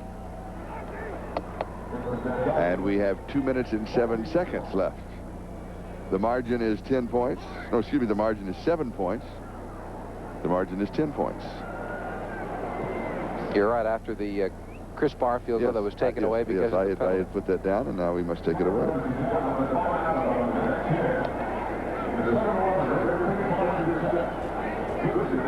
Has this been a strange ball game? I think so. It has been. The 24 points, all the scoring in the second quarter by the Dolphins. They've been shut out in the first, third, and fourth quarters. That's unusual. The Raiders were 7 in the third and 7 in the fourth, 24. Let me tell you something about coaching. Yesterday when I went to the Raider camp, Matt Millen and a couple of the players, they were lined up in the 4-3, and I asked about it later, and they said, well, it's kind of a surprise. We're going to play a lot of it tomorrow. When I went back to see the Dolphins practice, and by the way, they practiced on the top of a garage. On the top of a garage? They had nowhere to go. Big garage or little garage? It was a big garage. They had nowhere to go because USC was playing yesterday in the Coliseum. They couldn't practice there. They were worried about traffic in the area because of that big contest. So they just had a little walkthrough. They don't do a lot of running in shorts, and they went up on the top of the garage from their hotel. But afterwards, talking to Don Shula in his hotel, he had on the blackboard one thing drawn up. It was the 4-3 defense. And he said, I think we're going to see some of this tomorrow. That's preparation on the part of the coaching staff. Have to be ready. No surprises. Be ready for everything. Absolutely. Hampton.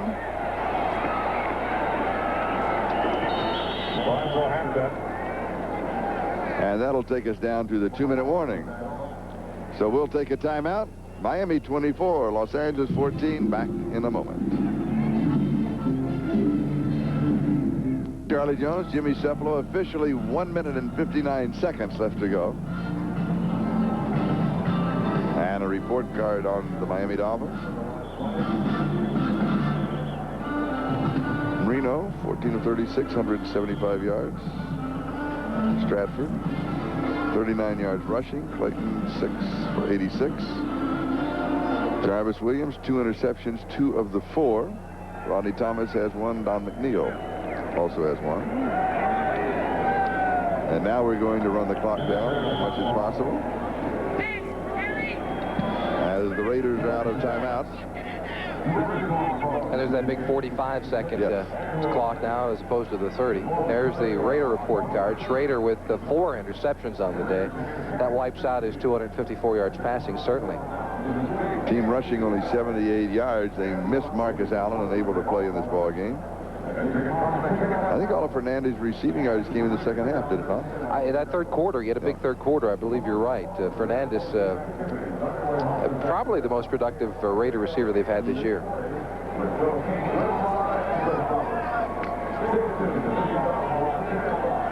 And now you'll take the countdown and do it again. You notice the Dolphins keep that one lone running back on the 40. It looks like it's Lorenzo Hampton back there just in case there's a fumble that gets kicked out. His job is just to prevent a touchdown in case that happens. Before the game, we had a little fun. Don Shula down there talking to Matt Millen. The two of them joking quite a bit, have known each other for a long time.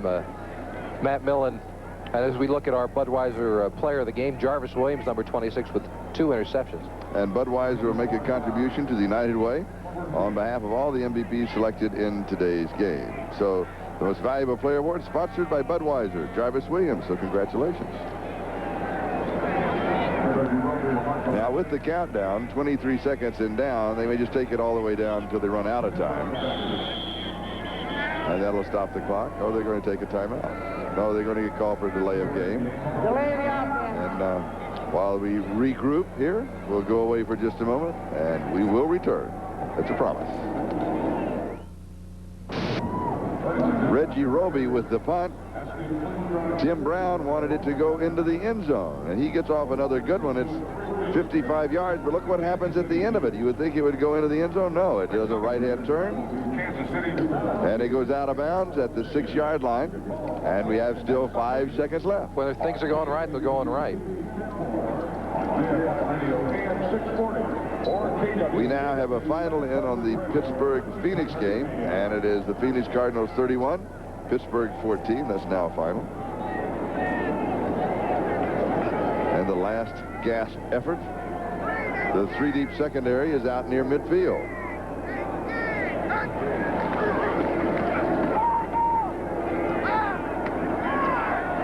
Here is Lofton. Slips one.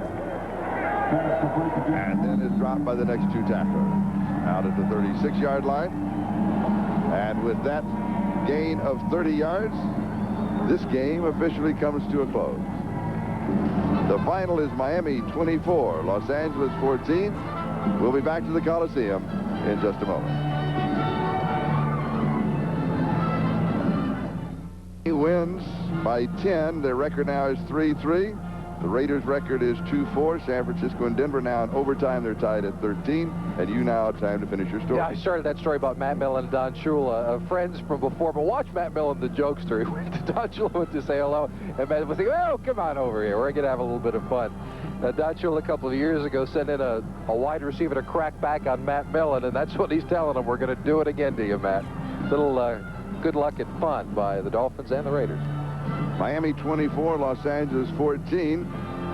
Miami, the defense carries them again. Yeah, if they carry them long enough for the offense to start playing well, they can become a force. Yeah, and you know, with all the talent the Dolphins have on offense with Marino, Duper, and Clayton and Stratford, they're going to come up to par. So the Dolphins should be pleased, and though they're just 3-3, they've got a defense that's starting to work. A particular reason the offense has not gotten on track? I really don't know. I wish I could point a finger at something, but I can't. They've got a lot of talent, and Al Davis is perplexed. And the Raiders continue to struggle. So long from the Coliseum.